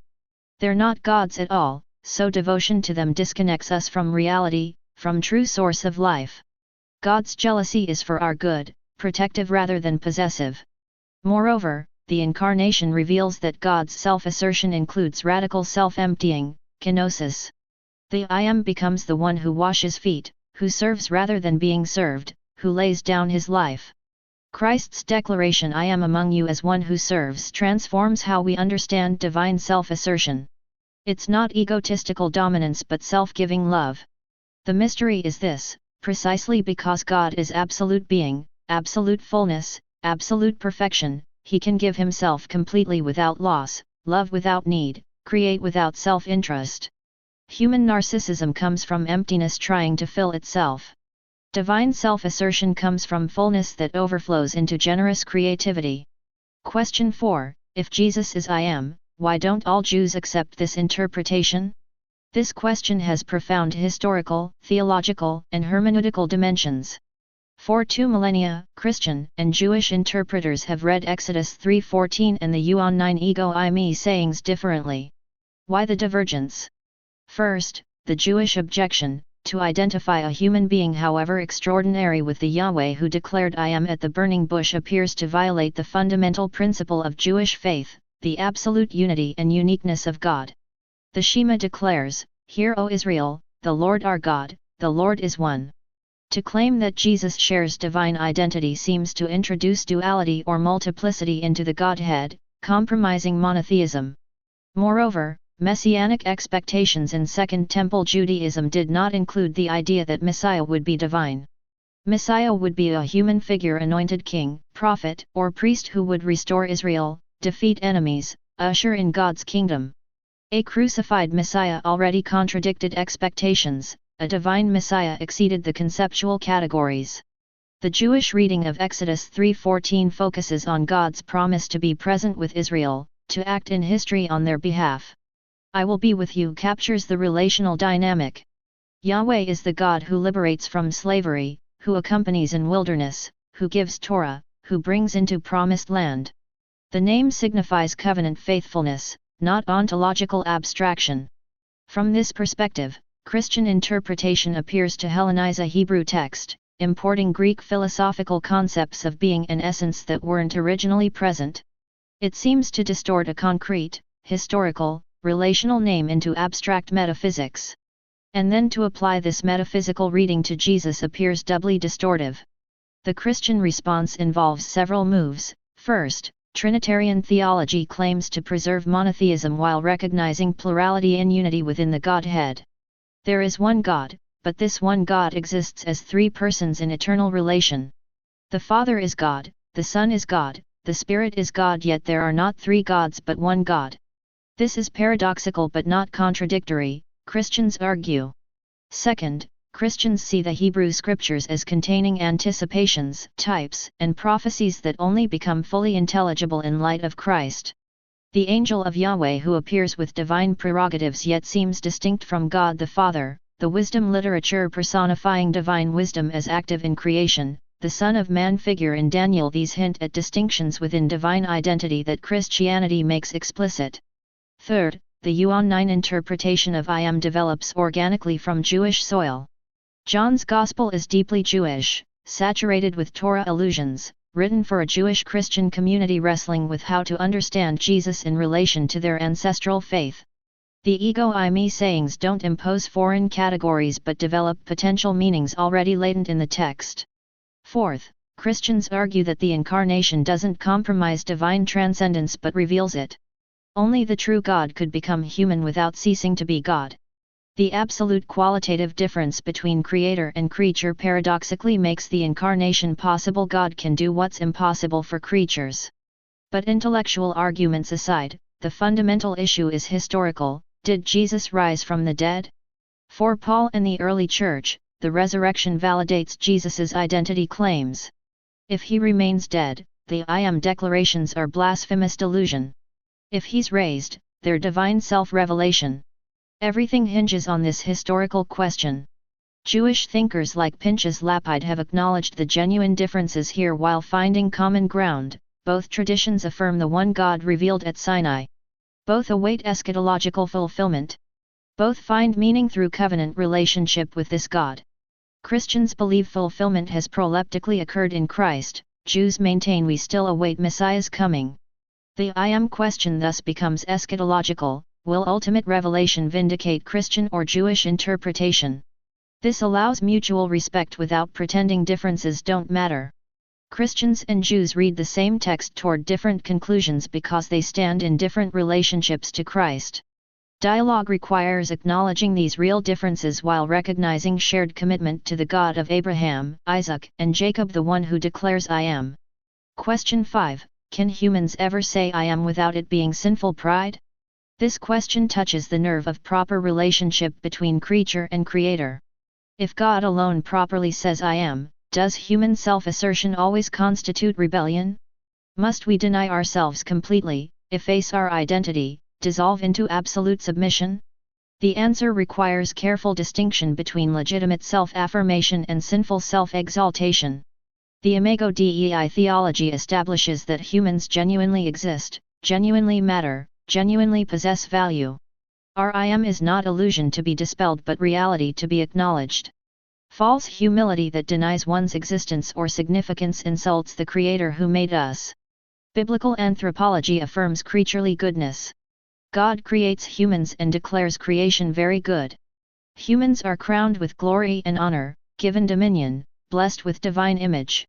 The psalmist asks, what is man that you are mindful of him, not to deny human significance but to marvel at the grace that grants it. Our I am rightly spoken acknowledges, I am created by God, I bear God's image, I have purpose and value. The sin enters when the I am forgets its source. Genesis 3 narrates the temptation, you will be like God. Not you will recognize you bear God's image, they already have that. But you will be like God, knowing good and evil, autonomous, self-sufficient, the center and measure of reality. The fall consists of taking the genuine I am and trying to ground it in itself rather than in God. Augustine describes sin as incurvatus in se curved inward on oneself. The self becomes its own center, its own God, its own ultimate concern. This distortion doesn't eliminate the I am but corrupts it. Fallen humans don't cease existing but exist wrongly, oriented toward self rather than toward God and neighbor. Redemption then doesn't destroy the I am but reorients it. Luther speaks of the Christian as simul justus et peccator, simultaneously righteous and sinner. We remain I am but now declare I am in Christ, I am crucified with Christ, yet I live, yet not I but Christ lives in me. The I am is both affirmed and relativized, preserved and transformed. The saints model this redeemed I am. Francis of Assisi possesses strong personality, distinctive identity, remarkable agency, yet all oriented toward God and service. He doesn't dissolve into nothing but becomes magnificently himself precisely through self-giving love. His I am Francis is enhanced rather than diminished by I am God's servant. Paul demonstrates similar dynamic. He declares I am what I am by the grace of God, and I worked harder than all of them, yet not I, but the grace of God with me.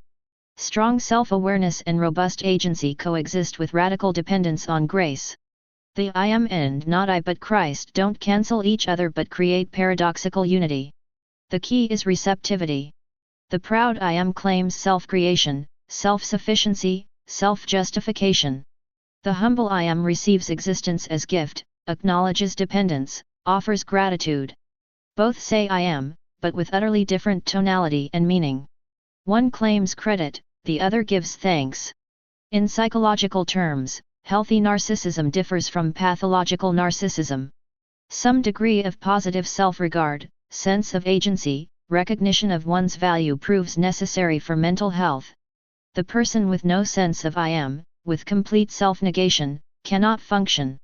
But this healthy self-regard recognizes limits, acknowledges others, remains open to reality beyond self. Theologically, the I am spoken by a creature should always implicitly mean, I am because God creates me, I am as God intends me, I am for God's purposes, I am in gratitude. When these qualifications operate even unconsciously, the I am is appropriate. When they're denied or forgotten, the I am becomes sinful self-assertion. So Christians properly say I am thousands of times: I am hungry, I am a teacher, I am struggling, I am hopeful, I am your friend. These declarations affirm creaturely reality without competing with divine sovereignty. We get into trouble only when we say I am while meaning I exist by my own power, for my own purposes, answering to no one, which is the lie that distorts human existence.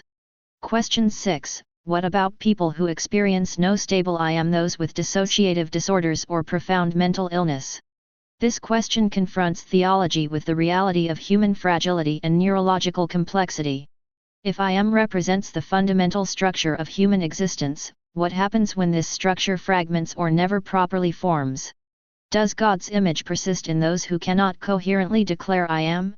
First, we must acknowledge that severe dissociative identity disorder, schizophrenia, advanced dementia, and other conditions can profoundly disrupt self-continuity and coherence. The person with DID experiences multiple alter personalities, sometimes completely unaware of each other. The person with schizophrenia may not be able to distinguish their thoughts from alien intrusions. The person with dementia loses memory and eventually recognition of self and others. Traditional theology asserted that rationality and self-consciousness constitute the image of God. But what happens when these are compromised or lost? Do such persons cease bearing divine image? Do they lose their humanity? The implications seem horrifying, suggesting that personhood depends on cognitive capacity, that those with severe mental illness or cognitive disability are somehow less human. Contemporary theology rejects this conclusion while struggling with its implications. Karl Barth relocated imago Dei not in rational capacity but in relationality. Humans bear God's image by existing in relationships analogous to the Trinity's interrelational life. This shifts focus from individual capacity to communal existence. Even those who cannot coherently declare I am exist in relation to others who recognize and honor their personhood. The disability theology movement insists that personhood does not depend on cognitive or physical ability. Humans bear God's image simply by being human, regardless of capacity. The person with profound disability, who may never develop typical self-consciousness, nonetheless possesses full human dignity and worth. Others' recognition and care for them honors the image of God they carry. Jean Vanier's L'Arche communities embody this theology practically. By living in genuine community with persons having severe developmental disabilities, Vanier's communities witness that personhood transcends individual capacity. The person who cannot say I am articulately is nonetheless a person, known by name, loved specifically, participating in communal life. Neurologically, we might distinguish between proto-self, core self, and autobiographical self, Damasio's categories. Even when autobiographical self fragments or fails to develop, some level of sentience, some core self, typically persists.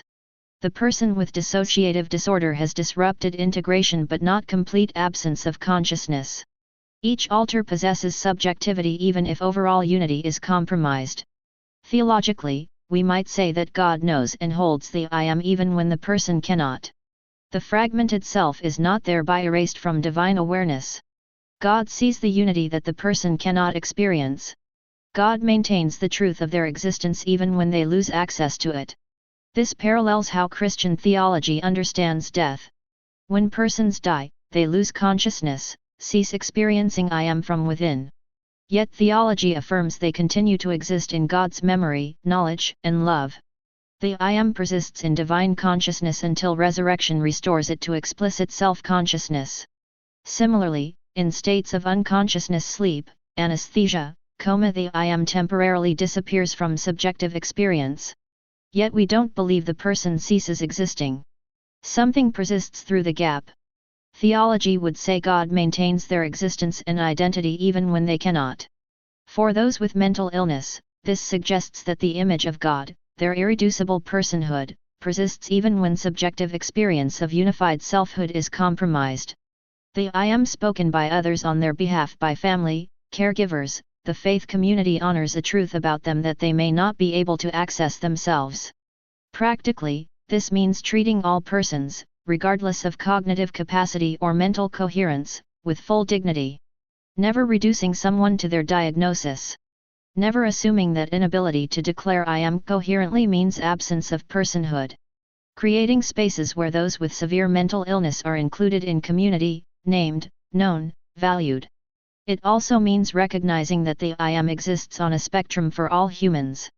We all experience temporary states of confusion, fragmentation, loss of self-awareness. Pathology represents the extreme end, but even normal existence involves constant work to maintain integrated selfhood. The person with severe dissociation makes visible a fragility that exists, less dramatically, in all of us.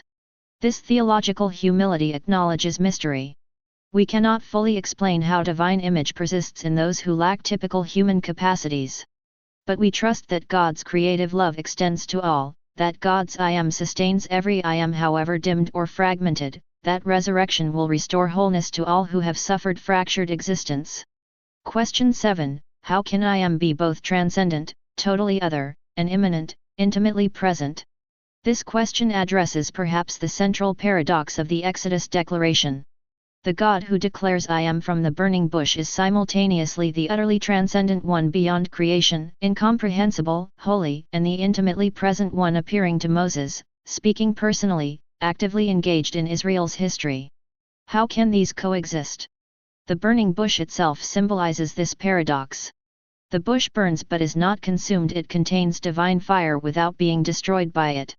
This represents God's capacity to be genuinely present within creation without being contained by creation, without ceasing to transcend creation.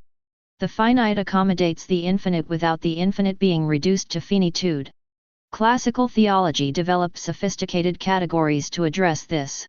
Divine transcendence means God infinitely exceeds creation. No comparison is adequate, no human concept fully applies, no creaturely reality exhausts divine reality. God is wholly other, Rudolf Otto's Ganz andere, beyond all categories, incomprehensible in essence. Yet divine immanence means God is nearer to us than we are to ourselves, Augustine, that in God we live and move and have our being. I am what I am. The seeming contradiction resolves, or remains as creative paradox, through recognizing that divine transcendence doesn't mean distance. God's otherness doesn't place him spatially far away. Rather, transcendence means God exceeds all categories including spatial categories. God is not located anywhere because location applies only to physical objects within space. God is not above creation the way a ceiling is above a floor. Instead, God relates to creation as source relates to what is sourced, as ground relates to what is grounded, as creative cause relates to effect. God is utterly other than creation in kind, uncreated versus created, infinite versus finite, necessary versus contingent. Yet precisely this ontological difference enables intimate presence. God can be present everywhere and to everything precisely because he's not one thing among other things competing for space. Panentheism, all-in-Godism, distinct from pantheism, attempts to articulate this: the world exists in God, God pervades the world, yet God infinitely exceeds the world. Everything exists within divine life, yet divine life is not exhausted by or reducible to creation. The analogy, imperfect like all analogies, might be: thoughts exist in a mind, the mind pervades all thoughts, yet the mind exceeds any particular thought or sum of thoughts. The Incarnation radicalizes this paradox. In Christ, the transcendent God becomes immanent in unique way, not merely present to a human but present as a human. The I am doesn't simply manifest through Jesus but is Jesus. The infinite becomes finite without ceasing to be infinite, the eternal enters time without abandoning eternity, the uncreated takes created nature without confusion or compromise of either nature. Chalcedonian Christology attempted to safeguard both poles: Christ is one person in two natures, divine and human, without confusion, without change, without division, without separation. The transcendent and immanent unite hypostatically. The formula doesn't explain how, that remains mystery, but establishes boundaries for orthodox confession. Mystical theology emphasizes experiential knowledge of this paradox. The mystic encounters God as simultaneously infinitely distant, dark, unknown, beyond all concepts, an intimately present lover, closer than breath, indwelling presence, immediate awareness. The via negativa, apophatic theology, strips away all inadequate concepts, yet precisely this stripping enables via unitiva, mystical union. John of the Cross describes the dark night where God seems utterly absent, yet this seeming absence represents deeper presence. God withdraws felt presence to purify attachment to consolations, enabling more profound union. The most transcendent experience, God as nothing, darkness, void, coincides with most immanent experience, direct union beyond all mediation. In philosophical terms, God's aseity, self-existence, grounds both transcendence and immanence. Precisely because God doesn't depend on creation for anything, God can be fully present to creation without being conditioned by it. Divine freedom means God relates to creation by free choice, not by necessity or dependence. This freedom enables genuine relationship precisely because it's not forced or needy. The Eastern Orthodox concept of divine energies, distinct from divine essence, offers another approach. God's essence remains forever transcendent, incomprehensible, inaccessible. But God's energies, His activities, His presence, His work in creation are genuinely God, not something less than God or created by God. We participate in divine energies through grace while divine essence remains transcendent mystery. Practically, this means spiritual life involves paradoxical awareness. We approach God with reverence and awe, acknowledging transcendence, falling prostrate before infinite majesty.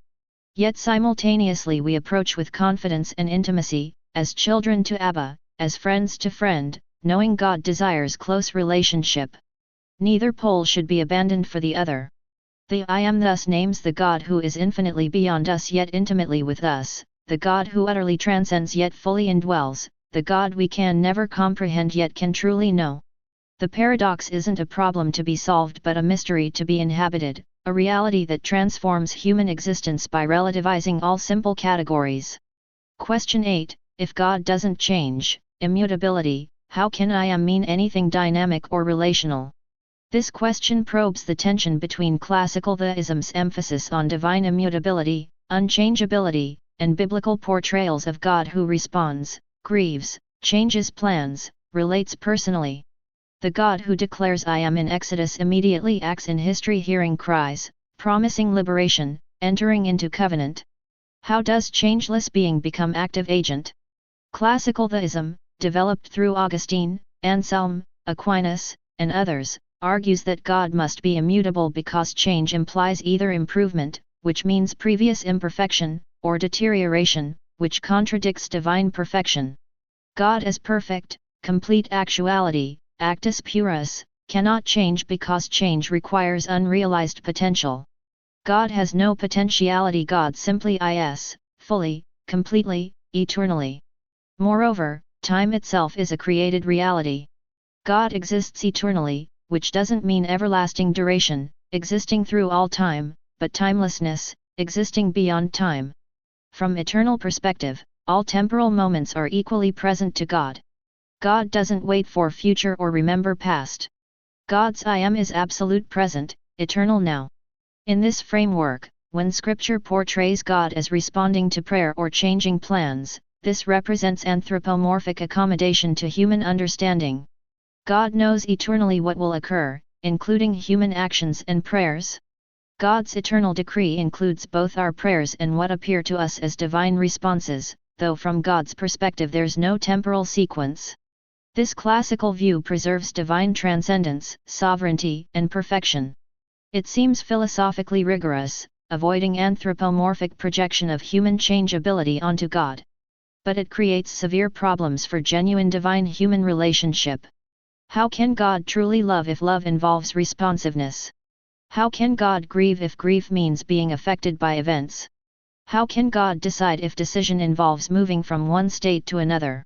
Process theology, developed by Whitehead and Hartshorne, offers alternative. God has two natures: primordial, abstract, eternal, unchanging, and consequent, concrete, temporal, changing. God relates to creation through the consequent nature, genuinely experiencing the world, being affected by events, responding dynamically. God's perfection includes capacity for relationship, which requires receptivity to the other. This preserves genuine divine-human relationship but seems to compromise divine sovereignty and transcendence. If God changes based on creaturely actions, doesn't this make God dependent on creatures? If God is affected by evil and suffering in the world, doesn't this compromise divine blessedness?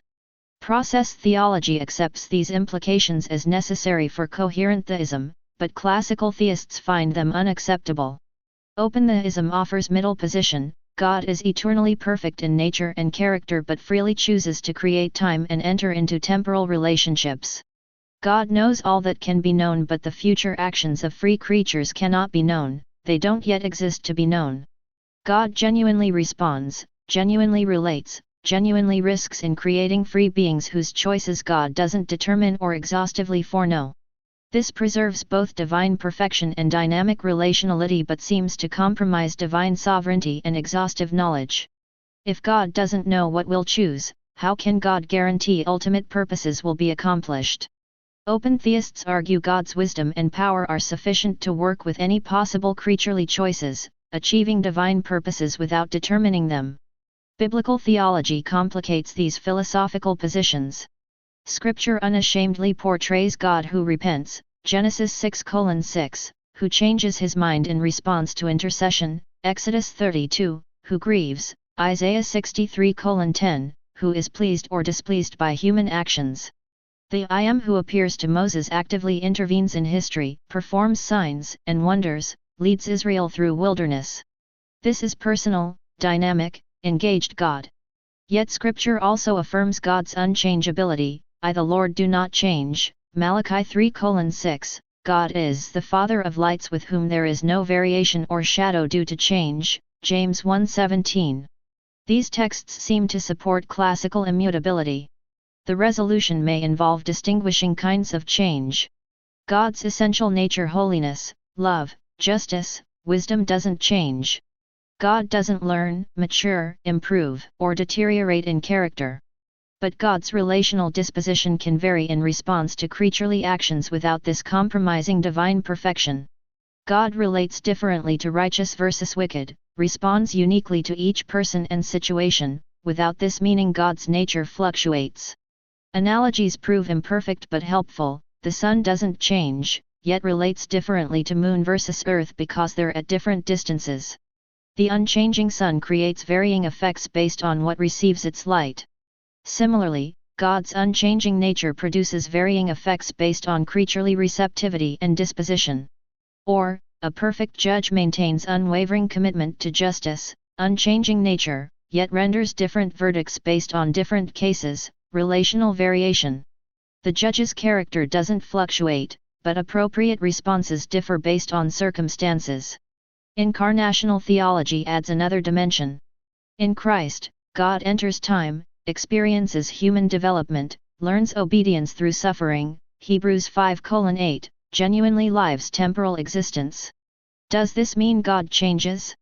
Chalcedonian Christology would say God the Son assumes human nature which undergoes change, while divine nature remains immutable. Two natures allow for both unchanging divinity and changing humanity in one person. The I Am thus names both eternal stability and dynamic engagement. God's character, nature, and purposes remain absolutely reliable. God is faithful, God's word stands forever, God doesn't lie or change his mind like humans do. Yet this unchanging God relates personally, responds to prayer, grieves over sin, rejoices in repentance, acts in history.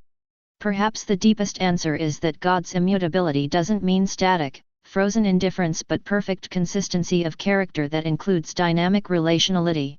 Love, by its nature, involves responsiveness. The perfect lover par excellence responds appropriately to the beloved.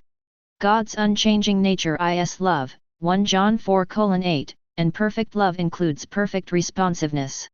The I Am is not the I was, mere past, or I will be, mere future, but continuous present, always here, always engaged, always faithful, yet always fresh, never exhausted, inexhaustibly relational. Eternity doesn't mean timeless abstraction but fullness of life that grounds and sustains all temporal existence while transcending temporal limitations. Question 9. what's the relationship between God's I Am and Buddha's teaching of no self, anatta? This question raises fundamental tensions between theistic and non-theistic religious visions. Christianity centers on the God who is, who creates selves in his image, who relates personally to persons. Buddhism, at least in its dominant forms, teaches anatman/anatta, there is no permanent, unchanging self. These seem diametrically opposed. The Buddhist analysis begins with careful observation of experience. When we search for the self, what do we find? The body constantly changes, cells die and regenerate, form shifts over time. Sensations arise and pass away. Feelings come and go. Perceptions, thoughts, consciousness itself prove impermanent, conditioned, lacking stable essence. We cannot locate any unchanging core that constitutes permanent self. The I Am we usually experience is actually a convenient fiction, Buddhism argues, a label applied to an ever-changing stream of psychophysical processes, the five skandhas or aggregates. We refit this convenient designation into an ontological reality as soul, self, essence, and this reification causes suffering, dukkha. We cling to self, fear its dissolution, grasp at permanence that doesn't exist. The second noble truth states that craving causes suffering. And the deepest craving is for permanence of self. We want to eternally exist as distinct individuals. But this desire contradicts reality's fundamental impermanence, anicca. The unveiling of being, an exegetical and philosophical exploration of I Am. The seemingly simple declaration I Am reverberates with profound theological and philosophical implications, serving as a nexus where divine revelation, human existence, and the very nature of being converge. Far from a mere statement of presence, this phrase, particularly in its most potent articulations within Abrahamic traditions, unpacks an entire cosmology, an anthropology, and an epistemology that have shaped millennia of thought. This essay will undertake an extended exploration of I Am, dissecting its origins, tracing its interpretive journeys, and plumbing its depths to reveal its enduring power as a foundational concept in theology and human studies. Our journey begins, necessarily, in the scorching sands of Sinai, at the foot of the burning bush. Here, Moses encounters a phenomenon that defies natural explanation, a bush aflame yet unconsumed, a paradox that beckons him closer. From this crucible of fire and wonder emanates a voice, commissioning him for a formidable task, to liberate his people from Egyptian bondage.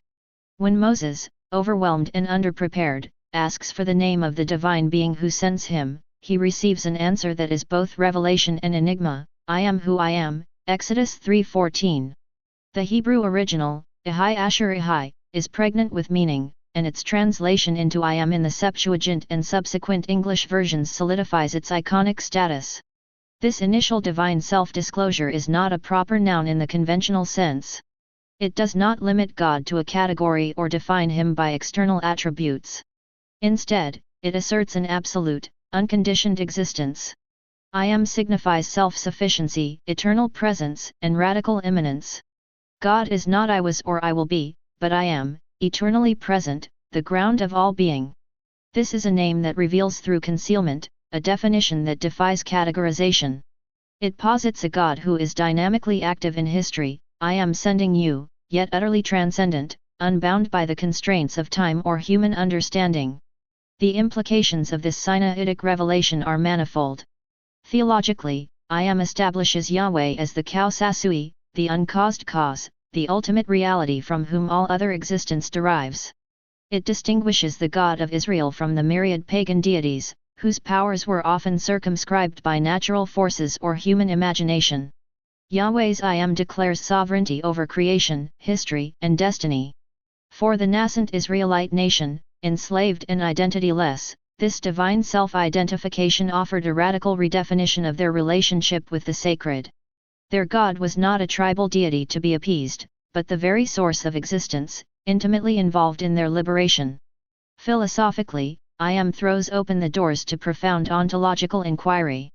It compels us to ask, what does it mean to be? If God is I Am, then human being, by contrast, is contingent, derived, and finite. Yet, as creatures made in the divine image, humanity participates in this being in a unique way. The existential weight of I am forces a confrontation with the limits of language and concept in apprehending the divine.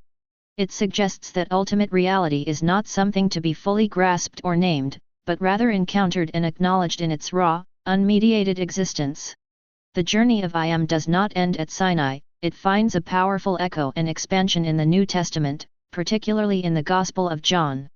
Here, Jesus repeatedly employs the phrase ego eimi, I am, in ways that deliberately evoke the divine self-disclosure of Exodus. These I am statements in John are not merely claims to divinity, they are revelations of Jesus's identity as the embodiment of God's saving presence and activity in the world. Consider some of these iconic Yuan 9 declarations. I am the bread of life, John 6:35. This echoes the manna in the wilderness, positioning Jesus as the true sustenance for spiritual life, not merely physical survival. I am the light of the world, John 8:12. This evokes the pillar of fire that guided Israel, declaring Jesus as the ultimate guide and illuminator in the darkness of sin and ignorance. I am the door of the sheep, John 10:7. Jesus is the sole means of access to salvation and genuine spiritual security. I am the good shepherd, John 10:11. A direct parallel to Yahweh as the shepherd of Israel, Jesus offers protection, guidance, and sacrificial love. I am the resurrection and the life, John 11:25. A radical claim to power over death itself, demonstrating Jesus's divine authority as the source of eternal life. I am the way, the truth, and the life, John 14:6. A comprehensive claim to exclusivity and ultimacy, portraying Jesus as the sole path to God. I am the true vine, John 15:1. Emphasizing organic connection and dependence, Jesus is the source of all spiritual fruitfulness for his followers. Beyond these explicit I am metaphors, John also presents instances where Jesus uses ego eimi absolutely, without a predicate, mirroring the unconditioned I am who I am of Exodus. A particularly striking example occurs when Jesus declares, before Abraham was, I am, John 8:58. This statement incites a violent reaction from his Jewish interlocutors, who immediately grasp its audacious theological weight. Jesus is not merely claiming pre-existence, but eternal, unconditioned, divine existence, directly equating himself with the God of Moses. This is the ultimate claim to divinity, a blasphemy to those who reject it, and the cornerstone of Christian Christology for those who embrace it. The cumulative effect of these Yuan 9 I am statements is to present Jesus as the par excellence manifestation of the divine I am in human flesh. He is not merely a prophet or a teacher, but the very embodiment of God's presence and action in the world. His I am signifies not just his divine nature, but also his salvific function. Through him, humanity encounters the unconditioned God, made accessible and relatable. The transition from the transcendent I am of Exodus to the incarnate I am of John presents a crucial theological development. If the Old Testament I am emphasized God's otherness and unapproachability, the New Testament I am highlights God's radical condescension and desire for communion. The I am that spoke from the burning bush now walks among humanity, heals the sick, teaches the multitudes, and ultimately offers himself as a sacrifice. This is a God who does not merely exist, but who actively enters into human history, engaging with its suffering and offering redemption. Beyond its explicit biblical articulations, the concept of I am has permeated philosophical and mystical traditions, resonating with a deeper human intuition about self and ultimate reality. In Western philosophy, Descartes' cogito, ergo sum, I think, therefore I am, represents a foundational attempt to locate the irreducible core of human existence. While distinct from the theological I am, it shares a similar impulse to identify the undeniable, self-evident ground of being, in this case, the individual consciousness. Yet, Descartes' I am is contingent on thought, a finite echo of the divine I am that is contingent on nothing. Mystical traditions across various faiths have also grappled with the I am experience. In Sufism, the concept of Ana al-Haqq, I am the truth, a controversial declaration by Mansur al-Hallaj, points to a profound union with the divine, where the individual self merges with ultimate reality. Similarly, in Advaita Vedanta, the declaration Aham Brahmasmi, I am Brahman, signifies the realization of the identity between the individual self, Atman, and the ultimate reality, Brahman. While distinct in their theological frameworks, these mystical I am statements share a common thread: the transcendence of the limited ego to experience an expansive, undifferentiated, and ultimate state of being. In contemporary human studies, the I am continues to provoke inquiry into identity, selfhood, and authenticity. What does it mean for an individual to declare I am in a world saturated with external definitions and societal pressures? The existentialist emphasis on self-creation and the affirmation of individual being, often in the face of an indifferent universe, can be seen as a secularized echo of the primal I am, an assertion of subjective existence against the void. In a world increasingly fragmented and virtualized, the call to return to an authentic I am, to ground oneself in genuine experience and self-awareness, remains a powerful imperative. The pedagogical challenge of teaching I am lies in navigating its multi-layered complexity. It requires not only rigorous exegetical work to unpack its biblical contexts but also a philosophical sensitivity to its ontological and epistemological dimensions. Students must be encouraged to move beyond a simplistic understanding of I am as a mere name and to grapple with its implications for their own understanding of God, humanity, and the nature of reality. We can facilitate this by exploring linguistic nuance. A deep dive into the Hebrew ahai asher ahai and the Greek ego I me can illuminate the semantic richness often lost in translation. The dynamic, active sense of being inherent in the Hebrew verb hayah is crucial. Contextual analysis, placing the I am statements within their respective historical, cultural, and literary contexts, example Theophany at Sinai, Yuan 9 Christology, is essential to understanding their intended meaning and impact. Theological synthesis, connecting the Old Testament and New Testament uses of I am to trace a coherent theological trajectory from divine transcendence to divine immanence and incarnation. Philosophical interrogation, engaging with the I am as a springboard for discussions on ontology, epistemology, existentialism, and the nature of consciousness. Comparative religious perspectives, exploring how similar concepts of ultimate self-declaration or union with the divine appear in other mystical and philosophical traditions can broaden understanding and highlight both commonalities and distinctions. In conclusion, I am is far more than a simple grammatical construction, it is a theological earthquake, a philosophical touchstone, and an existential beacon. From the burning bush to the cross, from ancient mystics to modern existentialists, this phrase has compelled humanity to confront the mysteries of being, the nature of ultimate reality, and the profound depths of selfhood.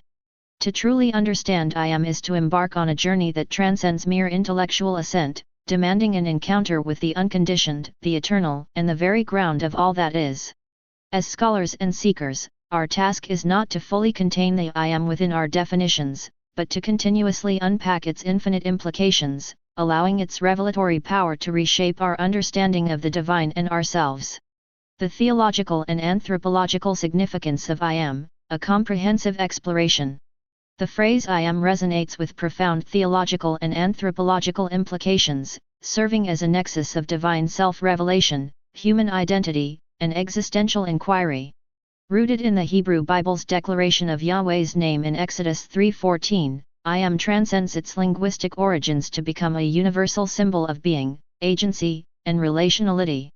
This white paper examines the term through a multidimensional lens, integrating theological exegesis, philosophical reflection, and anthropological analysis.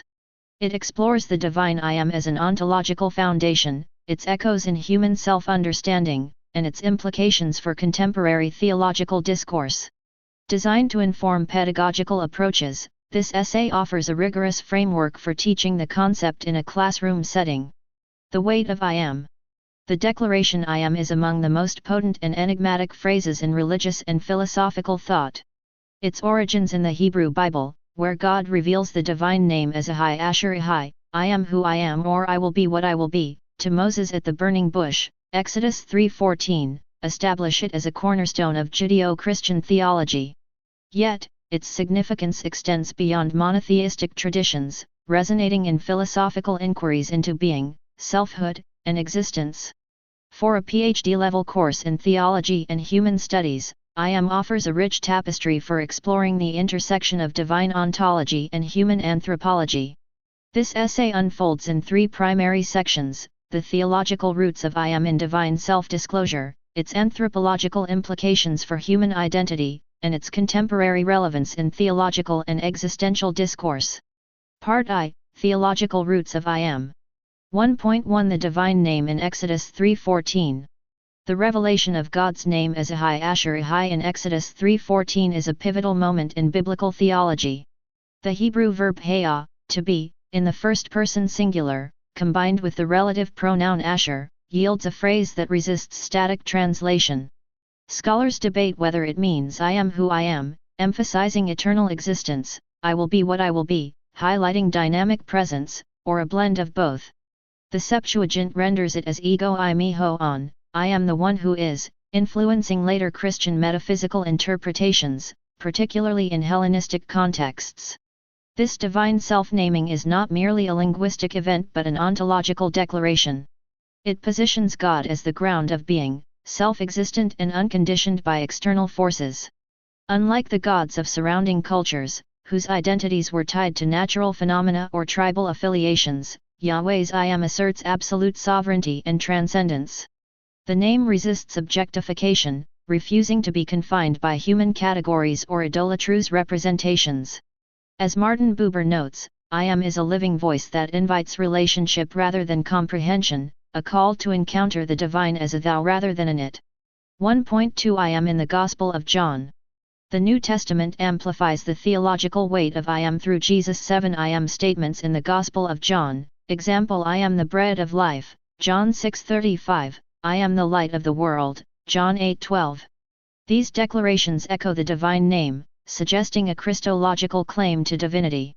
Most striking are the absolute I Am statements, example John 8:58, before Abraham was, I am, which provoked accusations of blasphemy among Jesus' interlocutors. These statements link the historical Jesus to the eternal I Am of Exodus, positioning him as the incarnate revelation of divine being. John's use of ego I me draws on both the Septuagint and Hellenistic philosophical traditions, where being was a central concern. For early Christian theologians like Athanasius and Augustine, these passages grounded the doctrine of the Trinity, affirming the Son's consubstantiality with the Father. The I Am of Jesus thus bridges divine ontology and human history, embodying the paradox of transcendence and immanence. 1.3 Comparative theological perspectives. While I Am is most explicitly articulated in Judeo-Christian traditions, analogous concepts appear in other religious frameworks. In Advaita Vedanta, the Atman, self, is identified with Brahman, ultimate reality, expressed in the Mahavakya Aham Brahmasmi, I am Brahman. This parallels the anthropological implications of I Am but lacks the personalist relationality of the biblical God. Similarly, in Islamic theology, Allah's self-sufficiency, as Samad, and eternal existence echo the self-existent quality of I Am, though the divine name is not framed in first-person terms. These comparisons highlight the uniqueness of I Am as a relational and dialogical revelation in monotheistic traditions. Part 2, Anthropological Implications of I Am. 2.1 Human Identity as Imago Dei. The divine I Am serves as the archetype for human selfhood, particularly through the doctrine of the Imago Dei, Genesis 1:26-27. If God is the ultimate I Am, humans, created in God's image, possess a derivative I Am that reflects divine qualities of agency, relationality, and creativity. This theological anthropology posits that human identity is not self-generated but rooted in participation in divine being. As Karl Barth argues, human existence is a being in relation, mirroring the relational ontology of the Trinity. The human I Am is thus both gift and task. It is a gift because personhood is bestowed by the Creator, grounding human dignity in divine intention rather than contingent factors like race, status, or achievement. It is a task because humans are called to actualize their I Am through ethical action, self-awareness, and communion with God and others. This dynamic interplay distinguishes theological anthropology from secular existentialism, which often grounds the self in autonomous choice. 2.2 Existential and philosophical resonances. Philosophically, I Am intersects with questions of being and selfhood. Descartes' cogito, ergo sum, I think, therefore I am, attempts to ground existence in self-consciousness, but it lacks the relational depth of the biblical I Am. In contrast, Martin Heidegger's exploration of Dasein, being there, emphasizes existence as thrown into a world of meaning, closer to the biblical notion of creaturely dependence. Yet, Heidegger's framework remains anthropocentric, whereas the theological I am situates human being within a divine horizon. Existentialist thinkers like Jean-Paul Sartre and Simone de Beauvoir grapple with the freedom and anguish of self-definition, but their rejection of a transcendent ground risks reducing I am to a fleeting assertion of will. Theological anthropology counters this by affirming that the human I am is anchored in the divine I am, providing a stable yet dynamic foundation for identity. 2.3 I am in community and otherness. The human I am is inherently relational, shaped by encounter with the other. Emmanuel Levinas' philosophy of the face underscores this, arguing that the ethical demand of the other calls the self into being. In theological terms, the divine I am models this relationality, as God's self-revelation in Exodus is a response to Israel's cry for liberation. Similarly, human identity is forged in dialogue with God, with others, and with the self. This relational ontology challenges individualistic conceptions of identity prevalent in modern Western culture, emphasizing community and interdependence. Part 3: Contemporary Relevance and Pedagogical Applications. 3.1 I am in postmodern and pluralistic contexts. In a postmodern era marked by fragmented identities and skepticism toward metanarratives, I am offers a robust framework for theological reflection. The divine I am resists deconstruction by asserting an irreducible reality that transcends cultural or subjective interpretation. Simultaneously, its relational nature accommodates diversity, as the God who is I am engages humanity in particular historical and cultural contexts. For students, exploring I am can bridge theology and human studies by addressing contemporary issues like identity politics, gender, and race. The Imago Dei affirms the inherent worth of every individual, challenging systems of oppression that deny personhood. At the same time, the relationality of I am critiques hyper-individualism, inviting students to consider identity as a communal and ethical project. 3.2 Teaching I am in the classroom.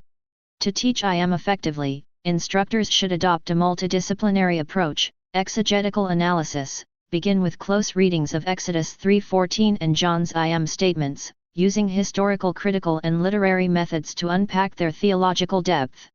Encourage students to compare translations and explore the Hebrew and Greek terms. Philosophical engagement, introduce students to thinkers like Buber, Barth, Levinas, and Heidegger, highlighting how I am informs questions of being and selfhood.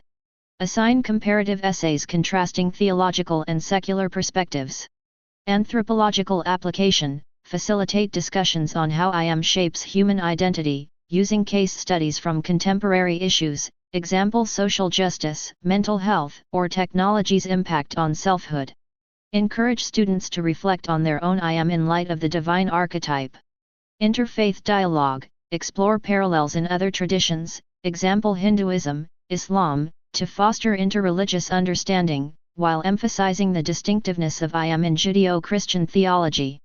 Experiential learning, incorporate reflective exercises, such as journaling or group discussions, where students articulate their sense of I am in relation to God, others, and the world. 3.3 Challenges and Opportunities.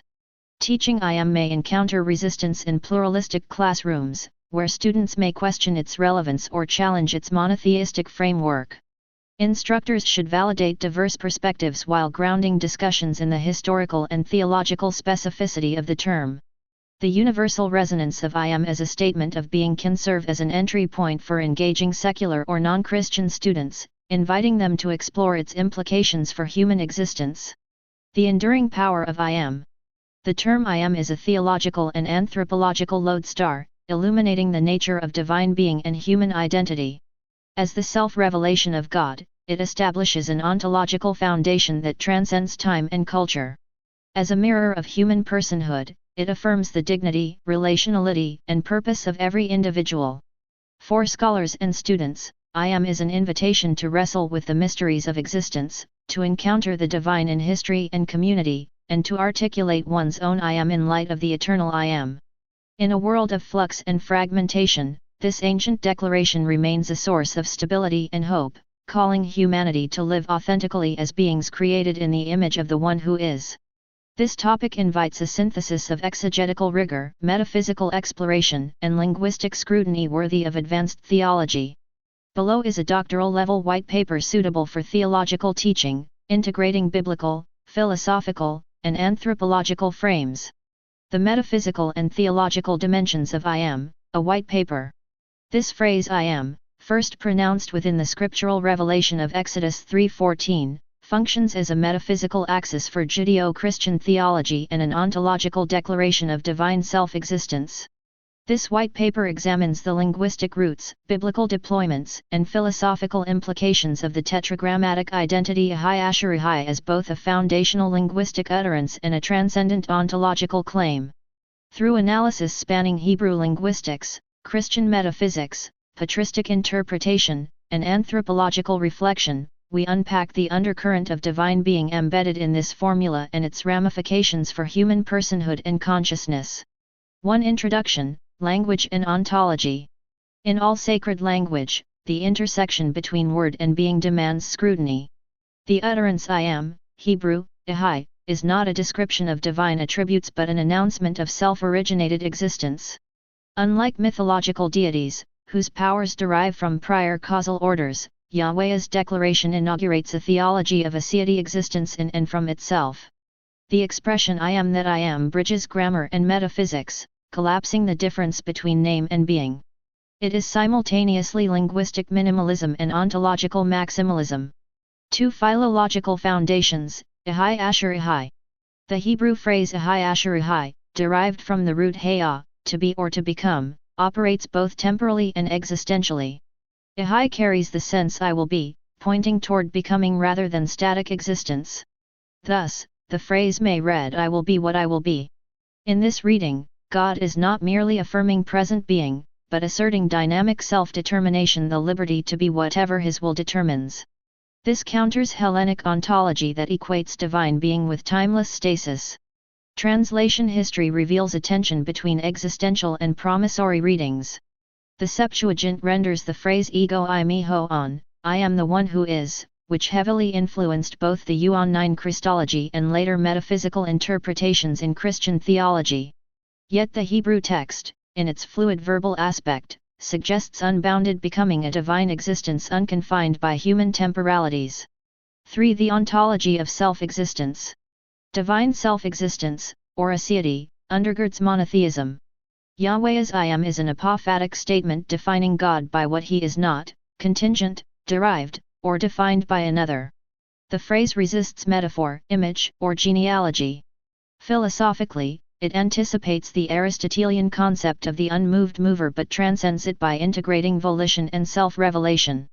The God who is also speaks and in speaking, discloses that existence itself is personal. Ontology and communication meet. From a metaphysical standpoint, the utterance I am declares existence as self-grounded.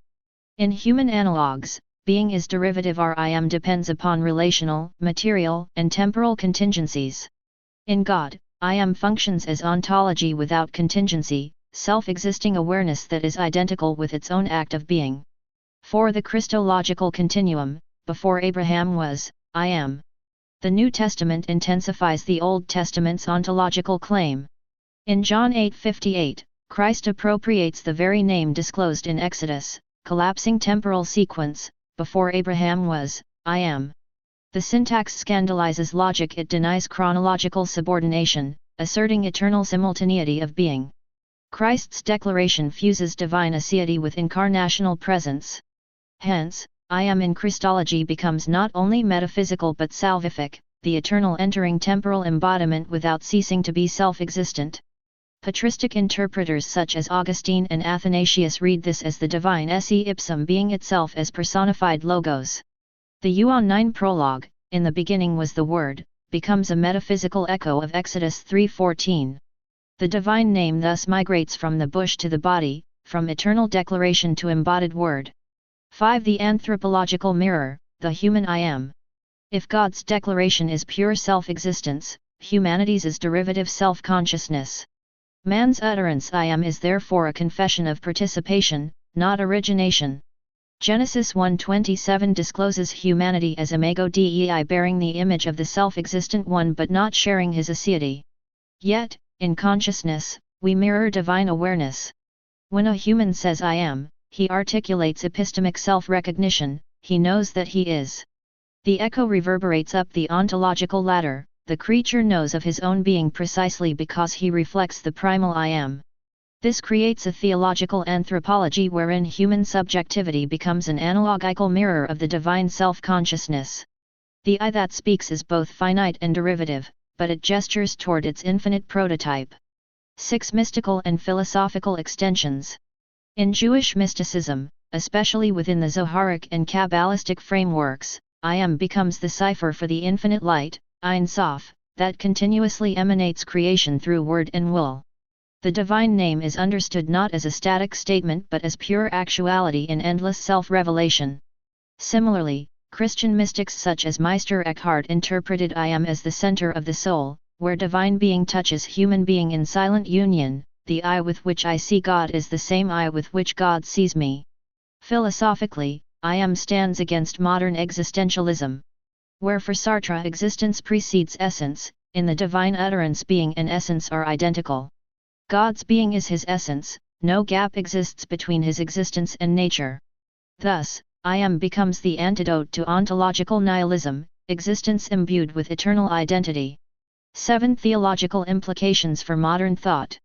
In postmodern theology, where identity is seen as fluid and relational, the divine I am remains a counterpoint, a declaration that ultimate being is not contingent upon social construction or linguistic mediation.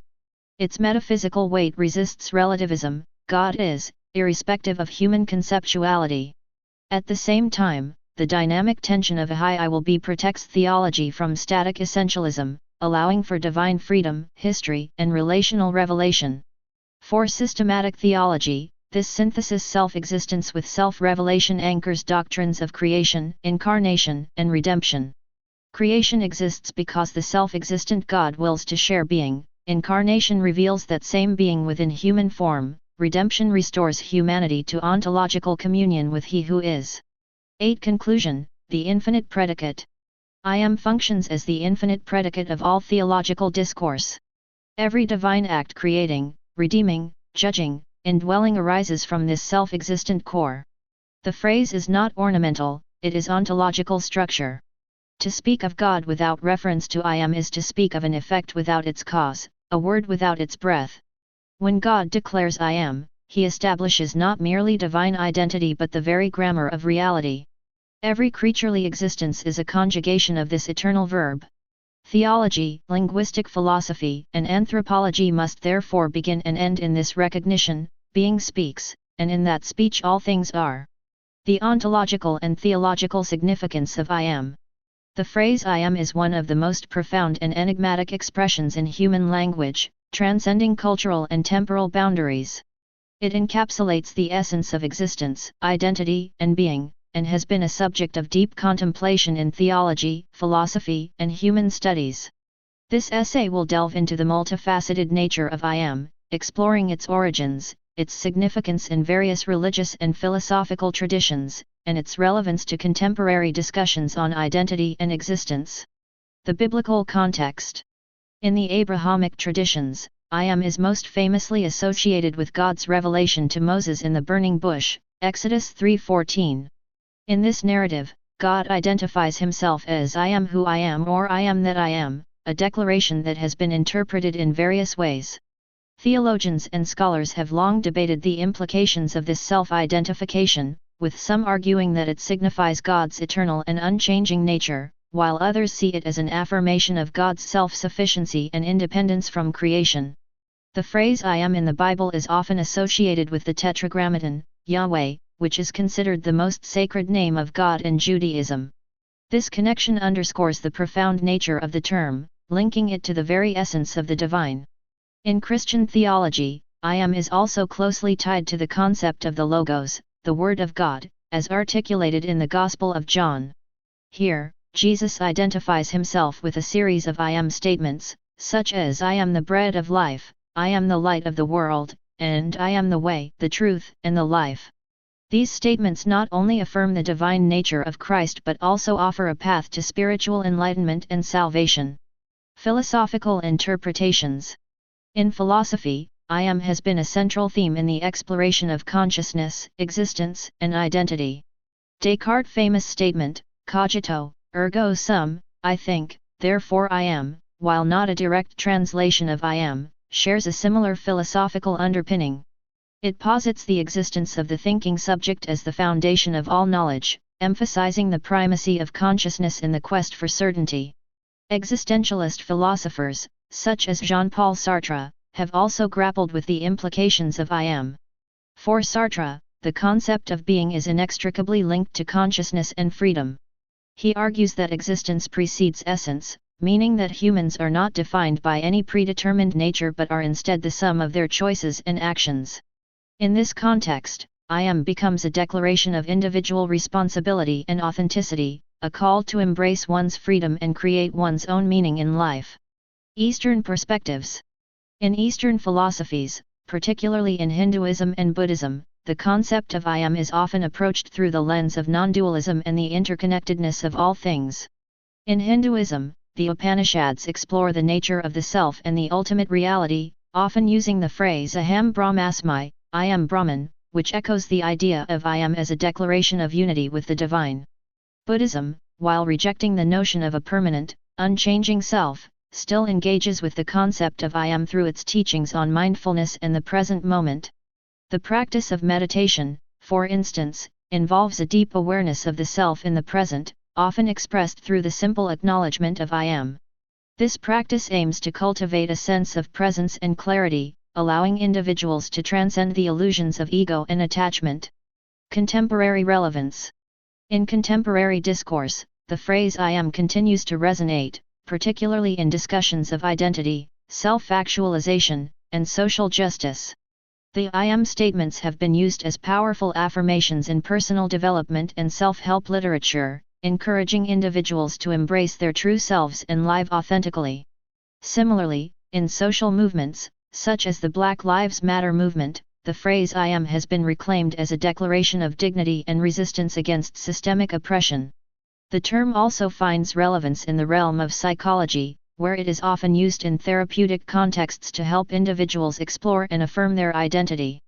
Therapists may encourage clients to reflect on their core beliefs and values, using I am statements as a means of self-discovery and empowerment. This approach recognizes the transformative power of language in shaping one's sense of self and well-being. The phrase I am is a profound and multifaceted concept that transcends religious, philosophical, and cultural boundaries. It encapsulates the essence of existence, identity, and being, offering a lens through which to explore the deepest questions of human experience.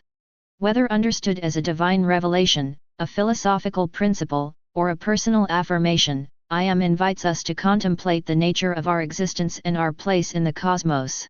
As we continue to grapple with the complexities of identity and meaning in an ever-changing world, the enduring significance of I am serves as a reminder of the eternal quest for understanding and self-realization. The phrase I am represents one of the most profound and contested declarations in human thought. Across theology, philosophy, mysticism, and linguistics, it serves as the nexus between existence and identity, between the finite human self and the infinite ground of being. This paper examines I am as a locus of ontological revelation, tracing its etymological, metaphysical, and existential dimensions from ancient Semitic theologies through Greek philosophy, Christian mysticism, and modern phenomenology. It argues that I am is not merely a predicate of identity but the self-disclosure of being itself, a verbal event in which consciousness recognizes itself as both subject and object of reality. 1. The etymological core, the verb of being. At the root of the phrase I am lies the most fundamental verb in human language, the copula to be. In Hebrew, the divine name revealed to Moses in Exodus 3:14, Ehai Asher Ehai, is rendered in English as I am that I am. The Hebrew Ehai derives from the root haya, meaning to be, to exist, or to become. Notably, the form used is imperfect, implying dynamic being or ongoing becoming, I am becoming that which I am becoming. Thus, divine self-identification here is not a static ontology but a processual revelation, being in motion, being as verb rather than noun. In the Septuagint, this is translated into Greek as gamma epsilon mu iota nu, I am the being or I am the one who is, introducing into Western metaphysics the concept of God as ho on the one whose essence is existence. From this, the Latin ego sum qui sum and the later scholastic phrase ipsum esse subsistens, subsistent being itself, emerge, crystallizing the metaphysical identity of God with being. 2. Ontological revelation, being as self-disclosure. When God declares I am, it is not a statement about himself in the descriptive sense, it is the act of being speaking itself. This is a linguistic event of pure ontology and unveiling of being that does not refer to anything outside itself. No predicate follows I am, it is an open, self-contained utterance. In theological terms, this moment in Exodus is the first explicit instance of ontological reflexivity in human record, the point at which language, consciousness, and being converge into a singular act of revelation. God does not describe an attribute but declares existence as his essence. Thus, the divine I am functions as autological language, language that refers to itself. The speaker and the spoken are one. The utterance I am creates the very reality it expresses. 3. The philosophical resonance, from Parmenides to Heidegger. In Greek thought, Parmenides' dictum to think and to be are the same mirrors the same ontological structure found in Exodus. For Parmenides, being, to Ian, is ungenerated, immutable, and necessary, it cannot not be. Likewise, in I am, being affirms itself as necessary presence. Heidegger, in Sen und Zeit, later recasts this in phenomenological terms. The question of being, die Seinsfrage, emerges from the experience of Dasein, the being who can ask the question of its own being. In the divine I am, this reflexivity is absolute, God is not merely aware of being but is awareness itself. For humans, to say I am is to echo that divine structure within the limits of finitude. In this way, I am bridges metaphysics and phenomenology, uniting the eternal isness of God with the temporal self-awareness of man. For the Christological dimension, before Abraham was, I am. In the Gospel of John, 8:58, Jesus declares, before Abraham was, I am. The grammar is paradoxical, combining temporal succession, before Abraham was, with eternal present, I am. The statement collapses temporal and ontological boundaries, asserting that the Logos, Word, participates in the eternal mode of divine being revealed in Exodus. This utterance was perceived as blasphemous by his contemporaries precisely because it identifies the human figure of Jesus with the unconditioned I am of Yahweh. In theological terms, this is incarnational ontology, the Word made flesh as the manifestation of the self-existent I am within the temporal field of human experience. This moment reframes divine transcendence as immanent consciousness, the eternal being speaking through the finite subject. 5. The psychological and mystical dimensions. On the human level, the utterance I am marks the threshold of self-consciousness the moment the subject becomes aware of itself as subject. It is the primary datum of all experience. Descartes' cogito ergo sum, I think, therefore I am, recognizes this reflexivity but conditions it on thought. In mystical traditions, the deeper insight is sum, ergo sum, I am, therefore I am. Existence precedes cognition. Mystics across traditions, Vedantic, Sufi, Christian, and Buddhist, have articulated the experience of the I am as the direct encounter with the ground of being. In Advaita Vedanta, the formula Aham Brahmasmi, I am Brahman, expresses the same ontological identity, the self is not separate from the absolute reality. Meister Eckhart writes, the I with which I see God is the same I with which God sees me. This is the mystical consummation of the I am, the dissolution of duality between knower and known. 6. The linguistic paradox, being without predicate. Grammatically, I am is incomplete without a predicate. One expects, I am something. Yet in its bare form, it denies all predication. This absence is precisely the point. To predicate I am with any quality, I am strong, I am human, I am a theologian, is to locate being within limitation. The pure I am transcends attribute, description, or distinction. Thus, the I am is both ontologically full, complete self-subsistence, and linguistically empty, lacking referent. It is the purest linguistic signifier of the absolute, because it refers to nothing but itself. 7. The existential echo, human selfhood and divine image. Humanity, in Genesis, is created in the image of God. If God's essential name is I am, then the image of God in man is the capacity to say I am. This is the imago Dei, not as physical resemblance but as existential structure, the ability to participate in self-aware being. Yet the human I am is contingent, derivative, and fragmentary. It echoes the divine declaration within the limits of mortality. Our existential task, then, is to awaken to the deeper identity that underlies the empirical self, the unconditioned awareness that is not this or that, but simply is. In this light, the spiritual journey becomes a process of remembering, to move from I am this or I am that toward the undifferentiated I am. 8. The metaphysics of presence. The I am reveals a mode of presence without object. Presence, in this sense, is not spatial or temporal but ontological, being fully itself, fully present. In the divine utterance, presence is absolute, there is no absence, no otherness. In human experience, presence is always partial, veiled by memory, anticipation, and interpretation. Mystical theology therefore interprets I am as a call to presence, to dwell in the immediacy of being rather than in the projections of the mind. The contemplative silence in which the self rests in awareness without image or concept is the experiential realization of I am. 9. The postmodern impasse, the death and return of being. In postmodern thought, the death of God, Nietzsche, and the death of the subject, Foucault, Derrida, appear to dissolve the ground of I am. Language, rather than revealing being, becomes a self-referential system of signs. Yet even here, the trace of the I am persists. Derrida's concept of difference, the endless deferral of meaning, presupposes an absent center, an unspoken origin of meaning that is never fully present. That absent center is precisely what theology names I am. Thus, even in deconstruction, the specter of being remains. The I am cannot be eradicated, because it is the condition of possibility for any statement, any consciousness, any text. 10. I am as ontological event. I am is not merely a divine name or human statement, it is the event of being itself. To utter I am consciously is to participate in the very act of existence, to echo the primordial affirmation that precedes all language.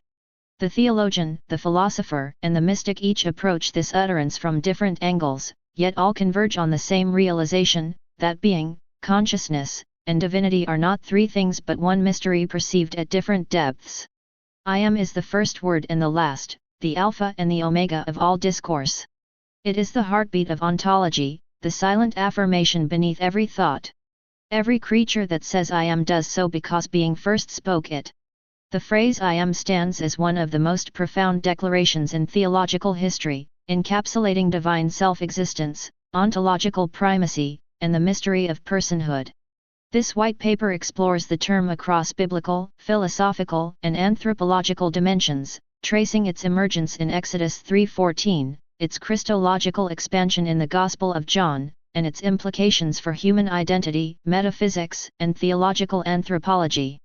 The aim is to equip scholars and students with a rigorous framework for interpreting I am as both a divine utterance and a human aspiration.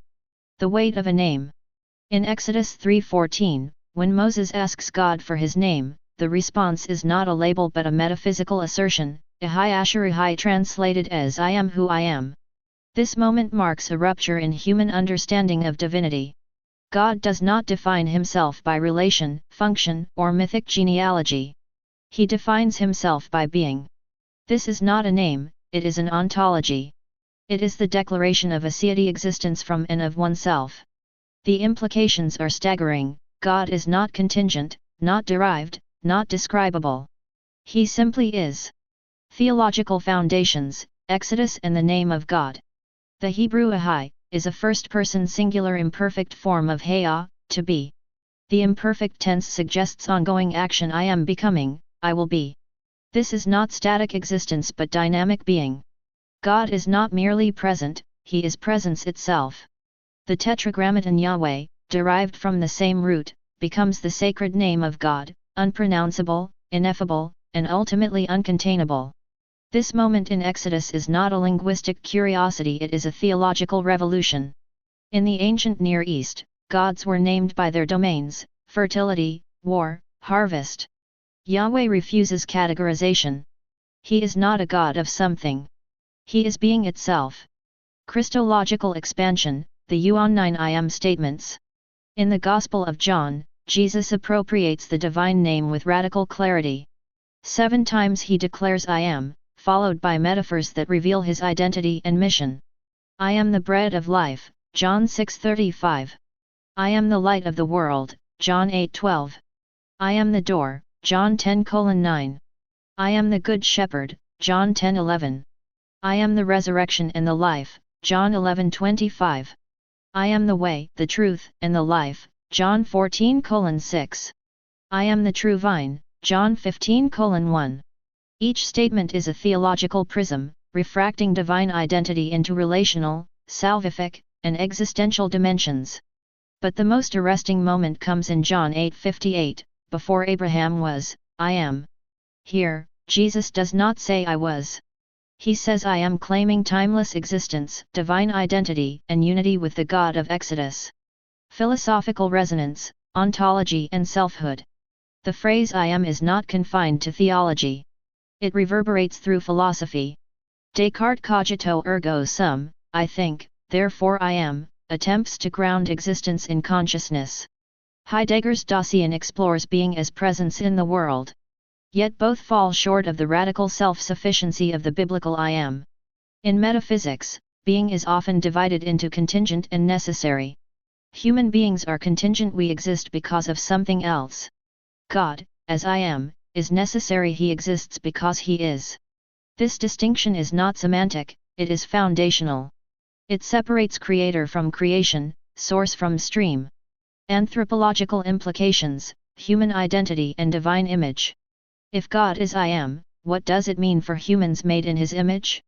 The imago Dei implies that humans possess a derivative form of being not self-existent, but self-aware. Our I am is always qualified, I am a father, a teacher, a seeker. We define ourselves by roles, relationships, and narratives. But beneath these is the echo of divine being, the hunger to simply be. Theologically, sanctification is the process by which the human I am is conformed to the divine I am. It is not the erasure of individuality but its fulfillment. In union with God, the fragmented self finds coherence. Linguistic and mystical dimensions. Mystics across traditions have meditated on the phrase I am as a gateway to divine encounter. Meister Eckhart spoke of the ground of the soul where God and self meet. In Eastern traditions, the mantra I am that, Tat Tivam Aci, reflects a similar intuition that the deepest self is not separate from ultimate reality. Yet Christian theology maintains distinction, the human I am is not identical with God's. There is communion, not collapse. Theosis is participation, not absorption. Teaching the unamiable. To teach I am is to confront the limits of language, the mystery of being, and the scandal of divine self-revelation. It is to stand at the burning bush and remove one's sandals. It is to hear Jesus say I am and know that the carpenter speaks with the voice of eternity. In the classroom, this term must be approached with reverence, rigor, and radical openness. It is not a concept to be mastered but a mystery to be entered. I am is not merely a name. It is the beginning and end of theology. The ontology of I am, an inquiry into identity, divinity, and existence. The phrase I am stands as one of the most profound and enigmatic expressions in human history, theology, and philosophy. It encapsulates the essence of being, self-awareness, divine authority, and existential assertion. This white paper explores the multifaceted dimensions of I am, traversing its roots in ancient texts, its ontological significance, and its implications for human self-understanding and divine revelation. Through an interdisciplinary lens spanning theology, human studies, philosophy, and linguistics, we aim to unpack the layered meanings embedded within this potent declaration. Introduction. The assertion I am resonates across religious traditions, philosophical discourses, and existential inquiries. Its most iconic manifestation appears in the biblical book of Exodus, where God reveals his name to Moses, I am who I am, Exodus 3:14. This declaration is not merely a statement of existence, it is an affirmation of self-subsistence, eternal presence, and unconditioned being. In human self-awareness, I am signifies the recognition of self as a conscious, individuated entity. Yet, its divine connotations elevate it beyond mere human cognition, positioning it as a bridge between the finite and the infinite. This essay endeavors to examine I Am in its deepest ontological, theological, and existential dimensions, challenging the reader to confront the profound question, what does it mean to be? The linguistic and historical roots of I Am.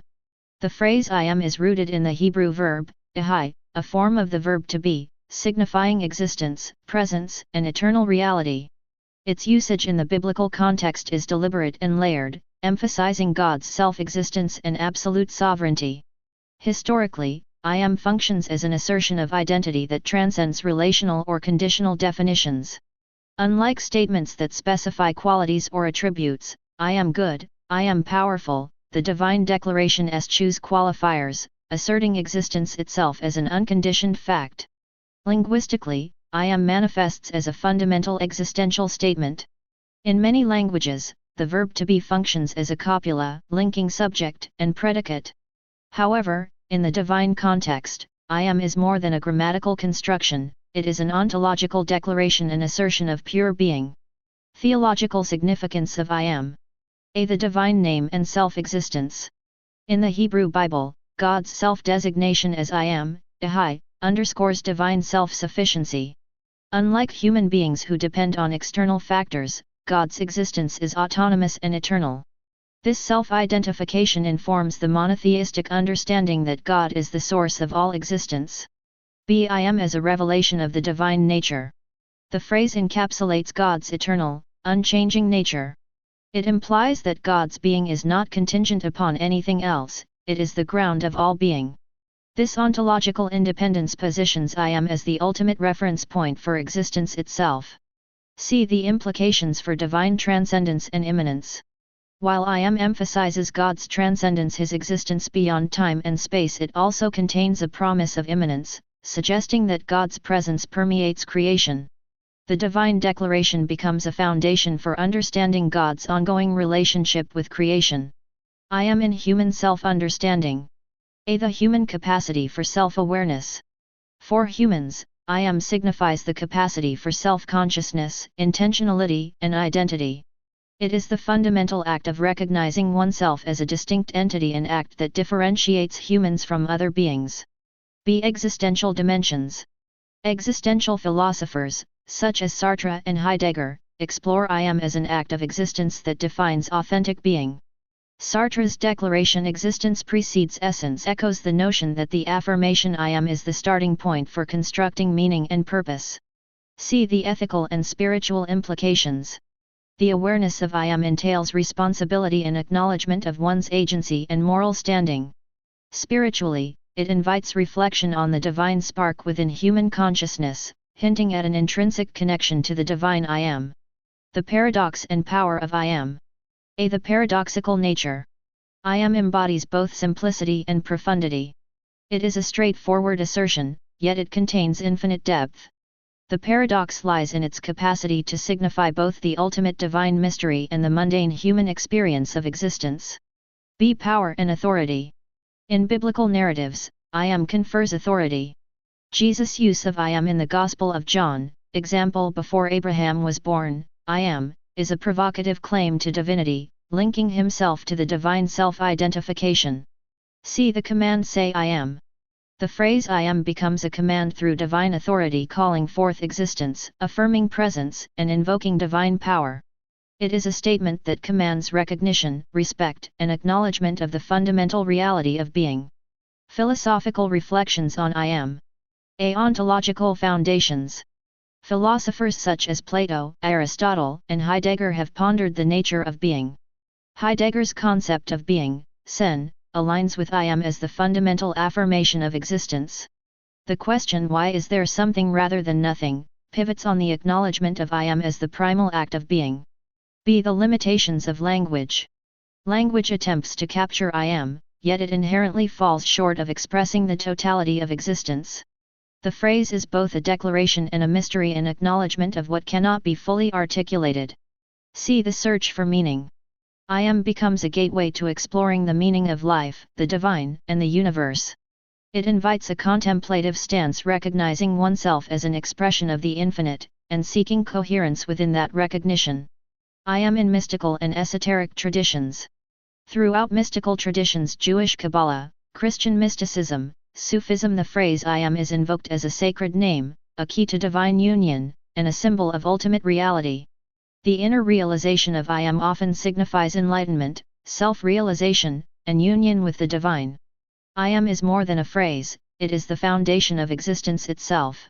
It encapsulates divine sovereignty, human consciousness, and the existential truth that underpins all reality. To meditate upon I am is to confront the fundamental questions of being, identity, and divine mystery. It invites scholars, theologians, and seekers alike to delve into the depths of self and divine existence, recognizing that at the core of all things lies the simple yet profound declaration, I am. The declaration I am represents a potent linguistic and philosophical assertion of selfhood and existence. At its core, this phrase encapsulates the complex interplay between subjectivity, agency, and the fundamental question of being. This white paper aims to provide an in-depth exploration of the term I am, its historical roots, its implications within theological and philosophical discourse, and its broader significance for contemporary discussions of identity and self-expression.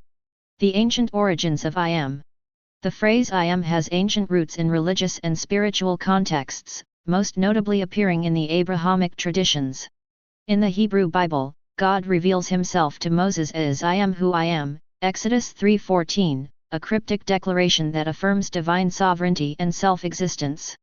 This ontological assertion of being establishes God as the ultimate ground of existence, transcending contingent modes of being. The Cartesian cogito and subjective experience.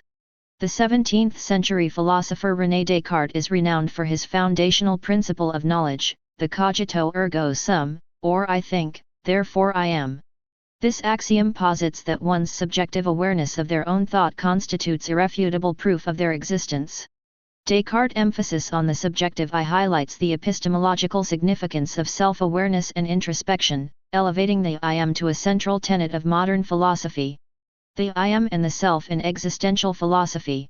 Existential philosophy has further elaborated on the existential implications of the I am.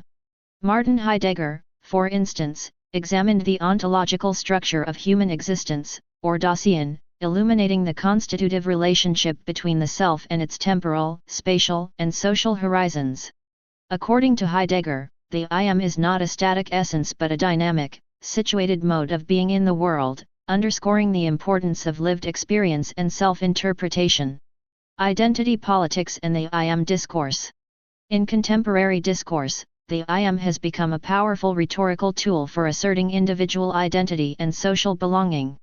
Identity politics and social movements increasingly foreground personal narratives of self-identification and lived experience as a means of challenging dominant social norms and structures. In this context, the I am serves as a potent declaration of personal agency, self-determination, and the ongoing negotiation of social identity. The implications of I am in digital media. The rise of digital media has further complicated the I am discourse, as individuals construct and perform their identities across various online platforms.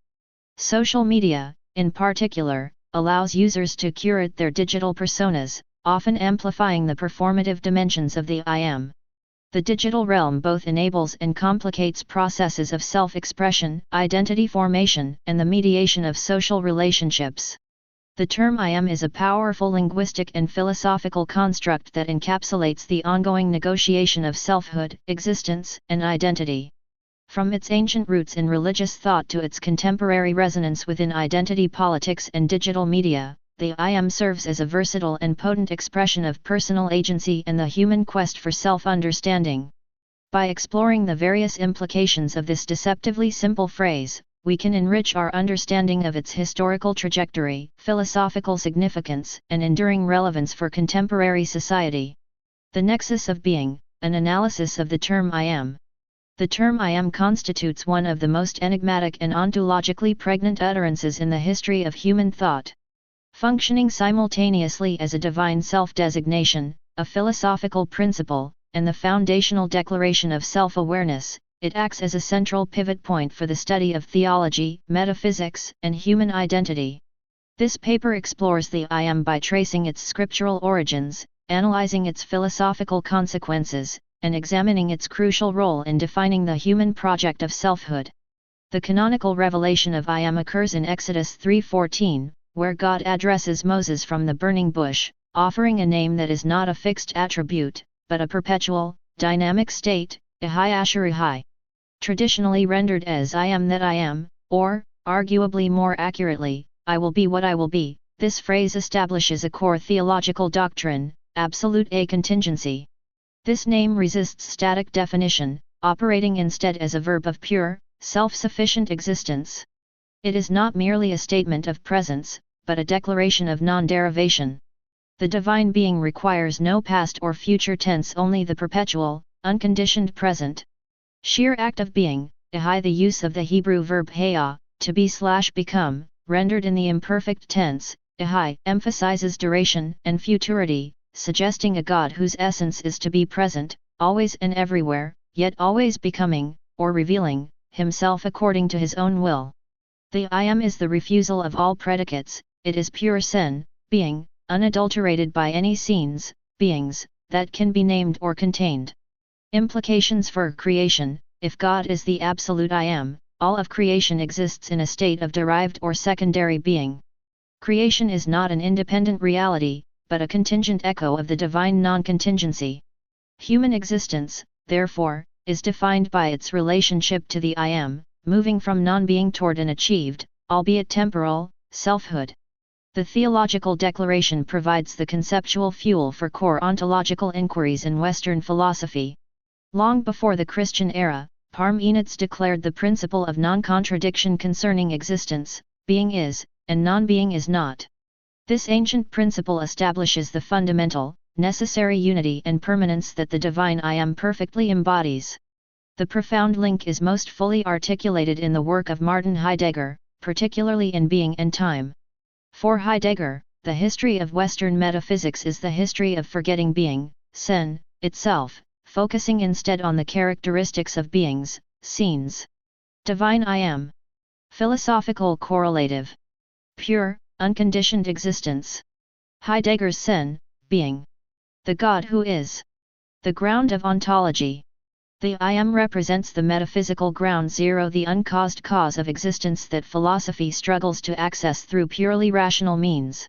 The philosophical struggle to define ousia, substance/essence, or ipsum esse subsistens, subsistent being itself, a term applied to God by Aquinas, is essentially the attempt to construct a linguistic or conceptual cage around the I that refuses to be contained. The I Am is the existential challenge to philosophy: is being a concept to be analyzed, or an event to be received? The existential echo, the human I Am. If the divine I Am is absolute, the human I Am is the finite, contingent echo, perpetually caught between is and is not.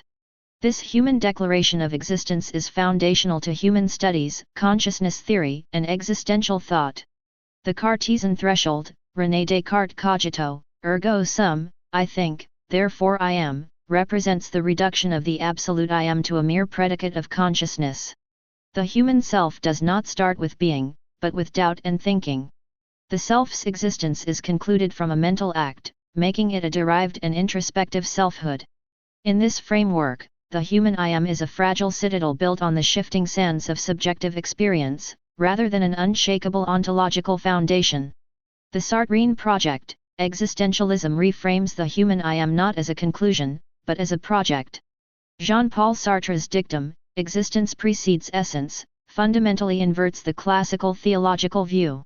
Man is not created with a predefined purpose, essence, rather, he exists first, encounters himself, and only then defines himself through choice and action. The human I Am is perpetually incomplete, aneant, nothingness, striving to become en soi, in itself, only to remain pour soi, for itself, a consciousness whose essence is freedom and self-creation. The ethical weight, the human I Am carries an immense ethical burden. In declaring I Am, the individual is simultaneously declaring responsibility for their choices and for the values they instantiate in the world. Sartre. The declaration is not passive, it is an action of self-constitution. The human studies perspective investigates how social, historical, and cultural forces condition this I am, how the self's declaration is perpetually mediated by language, power, and the recognition of the other, Hegel, Levinas. The question shifts from what is the I am?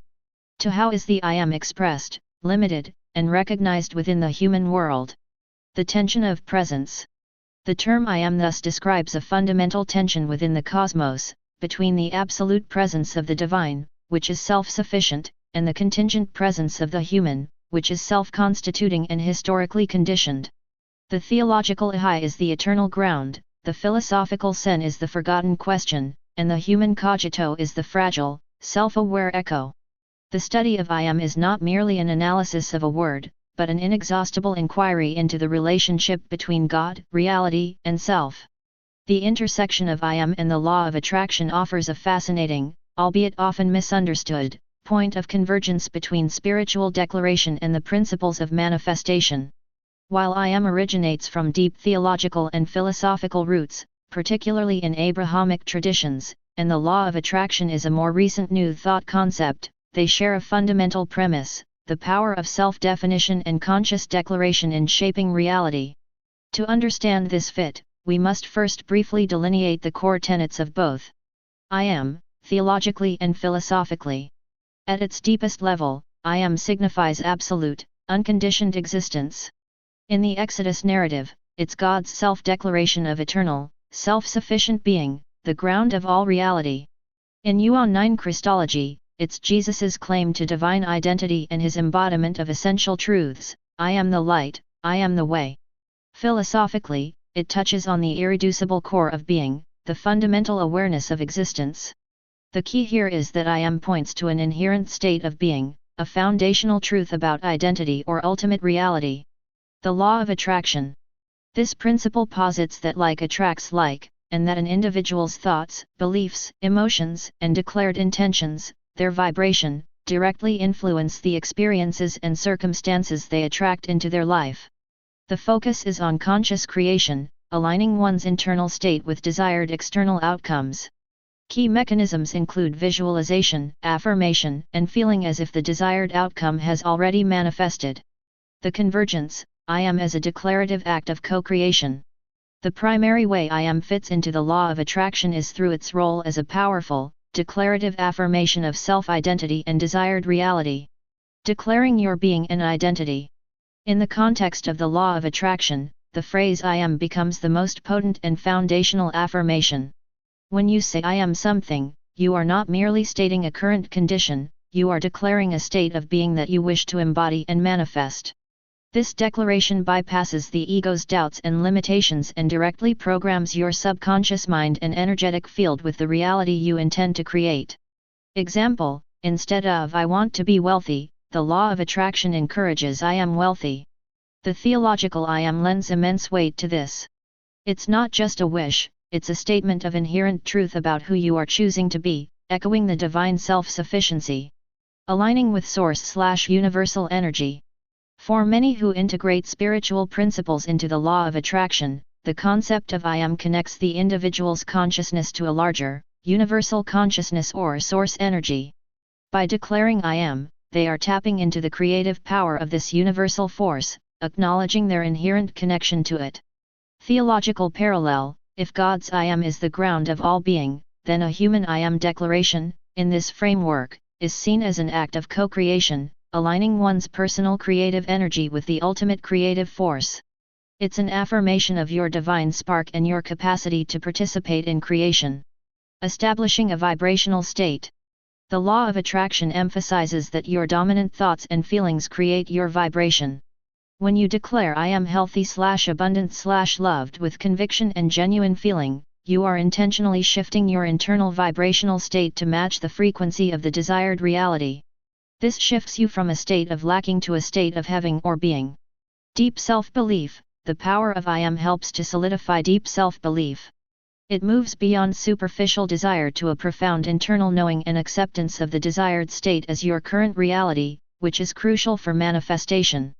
Embracing present moment reality. Both the theological I am and its application in the law of attraction emphasize the present moment. God's I Am is eternal presence. In the law of attraction, you must feel and declare your desired reality as now. I Am anchors your intention in the present, preventing it from being pushed off into an uncertain future.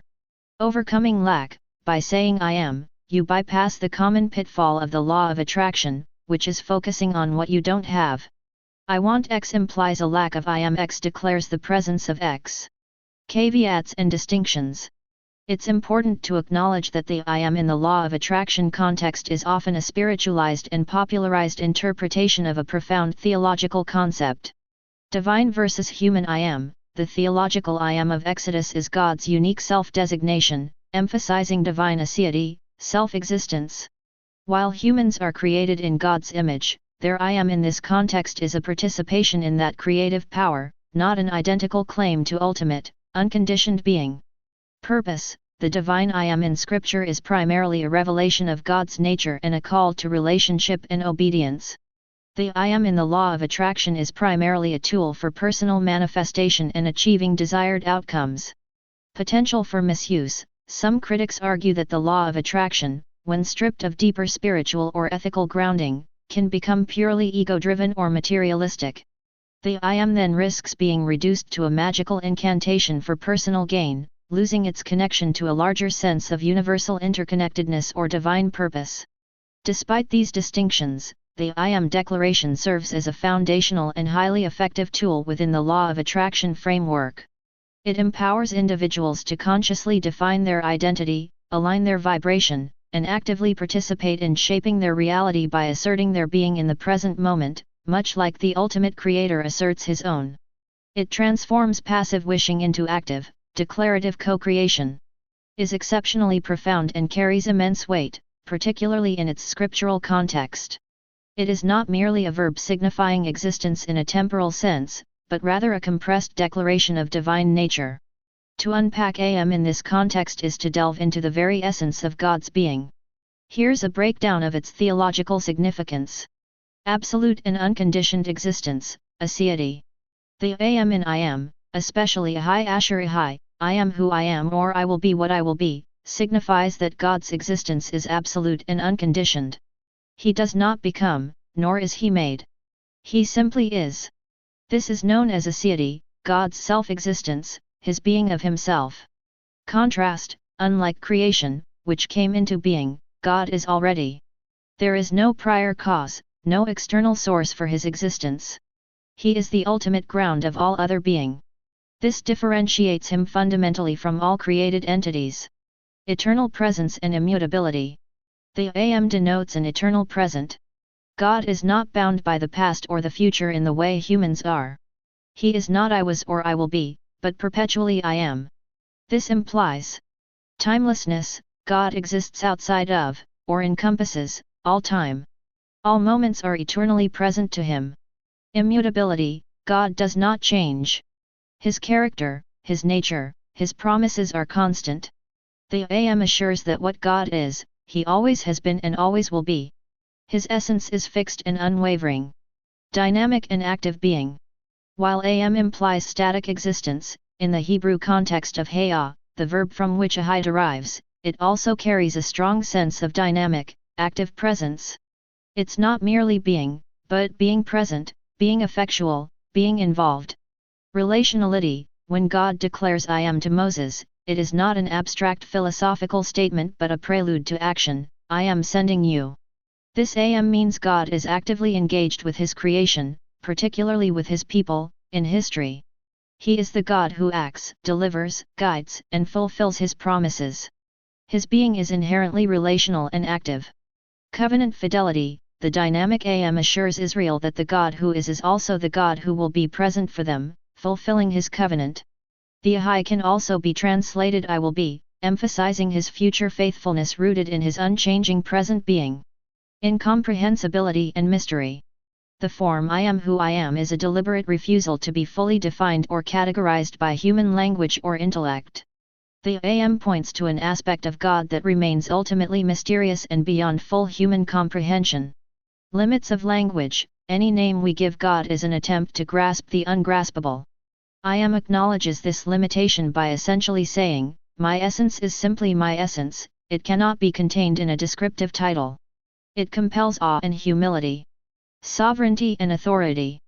Because God is inherently, without external dependence, He holds ultimate sovereignty and authority over all creation. His I Am is the declaration of the ultimate King, the Supreme Lord, whose existence is the foundation of all other existence. Ground of being, everything else is because the I Am allows it to be. In essence, the I Am within I Am is a declaration of self-existence. God needs nothing outside of Himself to exist. Eternal present, God's being is timeless and unchanging. Active presence, God is dynamically involved in His creation and history. Unfathomable mystery, God's essence transcends full human understanding.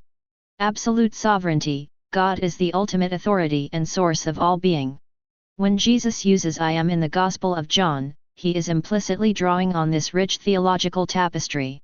He is not just claiming existence, but claiming these very attributes of absolute, eternal, active, sovereign, and profoundly mysterious divine being for Himself.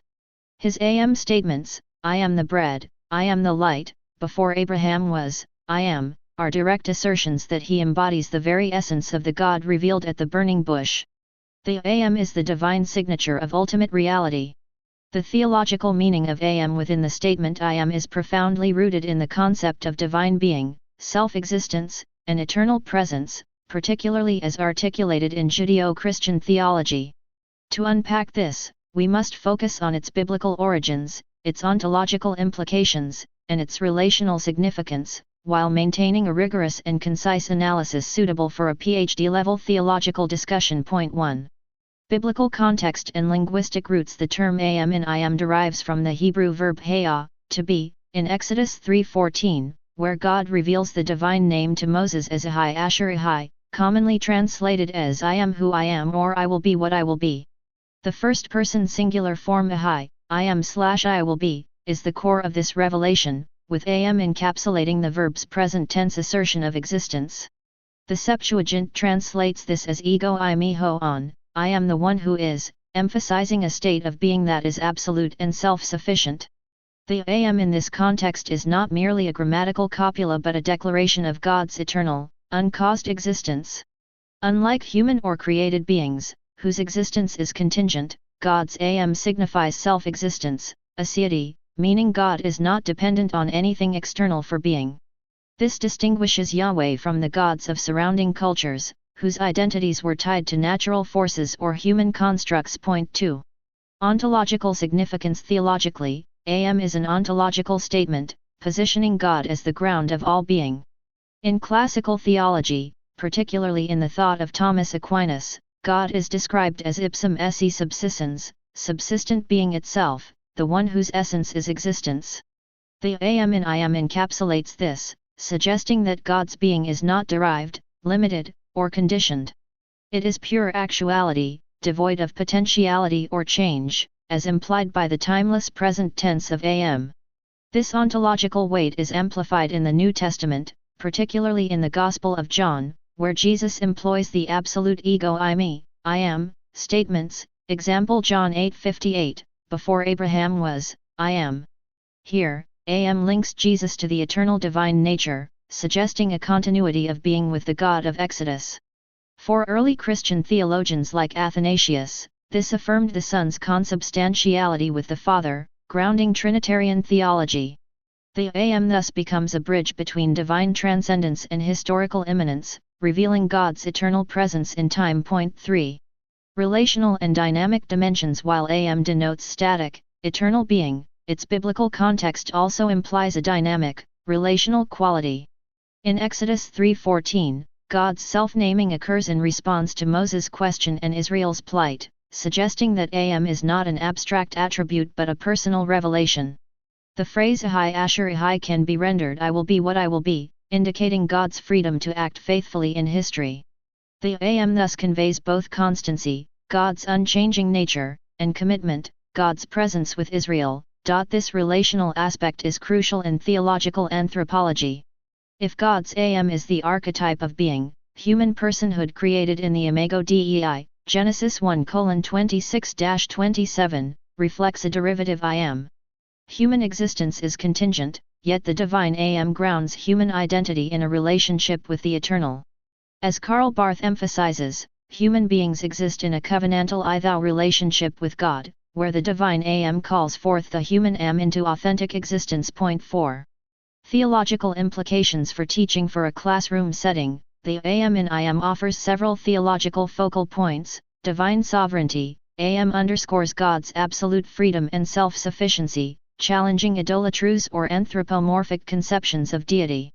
Eternal presence. The present tense I Am assures God's accessibility across time, relevant for discussions on divine providence or eschatology.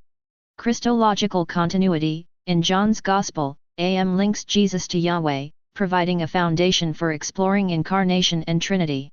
Human dignity. The divine I Am as the source of being affirms the intrinsic worth of every human I Am, with ethical implications for justice and community. I Am in I Am is a theological linchpin, encapsulating God's self-existent, eternal, and relational being. It asserts divine transcendence while grounding human identity in a participatory relationship with the divine. For a PhD level course, teaching the I Am invites students to grapple with its ontological depth, its biblical specificity, and its universal resonance, fostering a nuanced understanding of divine and human existence. By focusing on its roots in Exodus and John, alongside its philosophical and anthropological echoes, instructors can illuminate the enduring power of this single syllable in theological discourse. The concept of I Am is deeply intertwined with the practice of manifestation, a spiritual and psychological process where individuals focus their thoughts and intentions to bring about desired outcomes. Manifestation is rooted in the belief that our thoughts and words have the power to shape our reality, and the phrase I Am serves as a potent tool in this process. The power of affirmation. In the context of manifestation, I Am is often used as an affirmation, a declarative statement that aligns one's thoughts and beliefs with their desired reality. When an individual says I Am, they are not just stating a fact but are actively creating a reality. For example, someone who wishes to manifest abundance might repeatedly affirm, I am abundant, or I am prosperous. These statements are not mere wishful thinking but are intended to reprogram the subconscious mind, aligning it with the desired outcome. The effectiveness of I Am affirmations lies in their ability to bypass the critical, logical part of the mind and directly influence the subconscious, where beliefs and habits are formed. By consistently using I Am statements, individuals can gradually shift their internal dialogue, replacing limiting beliefs with empowering ones. This shift in mindset is crucial for manifestation, as it allows individuals to attract and recognize opportunities that align with their intentions. The role of emotion and visualization. Manifestation is not just about positive thinking, it is also about feeling and visualizing the desired reality as if it were already present. When someone says I am, they are encouraged to fully embody the emotion and sensation of being in that state. For instance, if someone affirms I am healthy, they should visualize themselves as healthy, feeling the energy and vitality that comes with good health. This emotional and sensory engagement amplifies the power of the affirmation, making it more effective in manifesting the desired outcome. Visualization techniques often complement I am affirmations, allowing individuals to create a mental image of their desired reality. By vividly imagining themselves already in possession of what they desire, individuals can generate the emotional state that corresponds to that reality.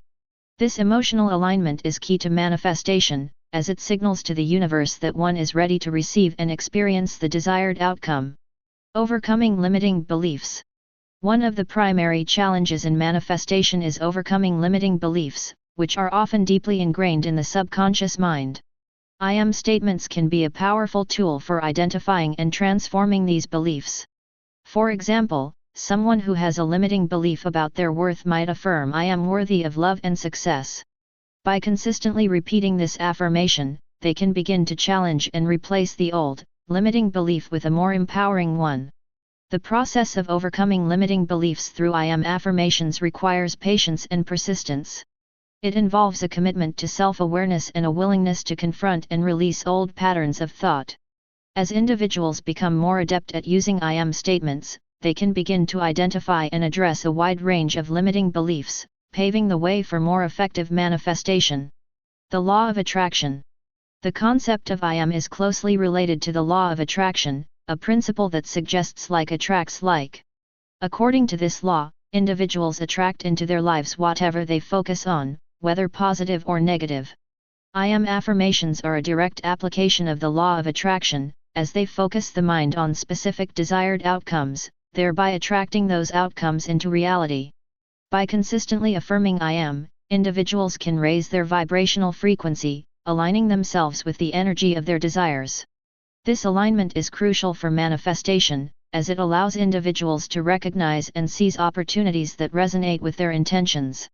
The law of attraction posits that the universe is a mirror, reflecting back to us the thoughts and beliefs we hold. Therefore, by using I am affirmations to cultivate positive, empowering beliefs, individuals can create a reality that reflects their deepest desires. Practical applications. In practical terms, the application of I am in manifestation can take many forms. Some individuals incorporate I am affirmations into their daily routines, repeating them as part of a morning or evening practice. Others use them in moments of stress or doubt, as a quick reminder of their power and potential. Some may write I am statements in a journal, creating a visual and tangible record of their intentions and affirmations.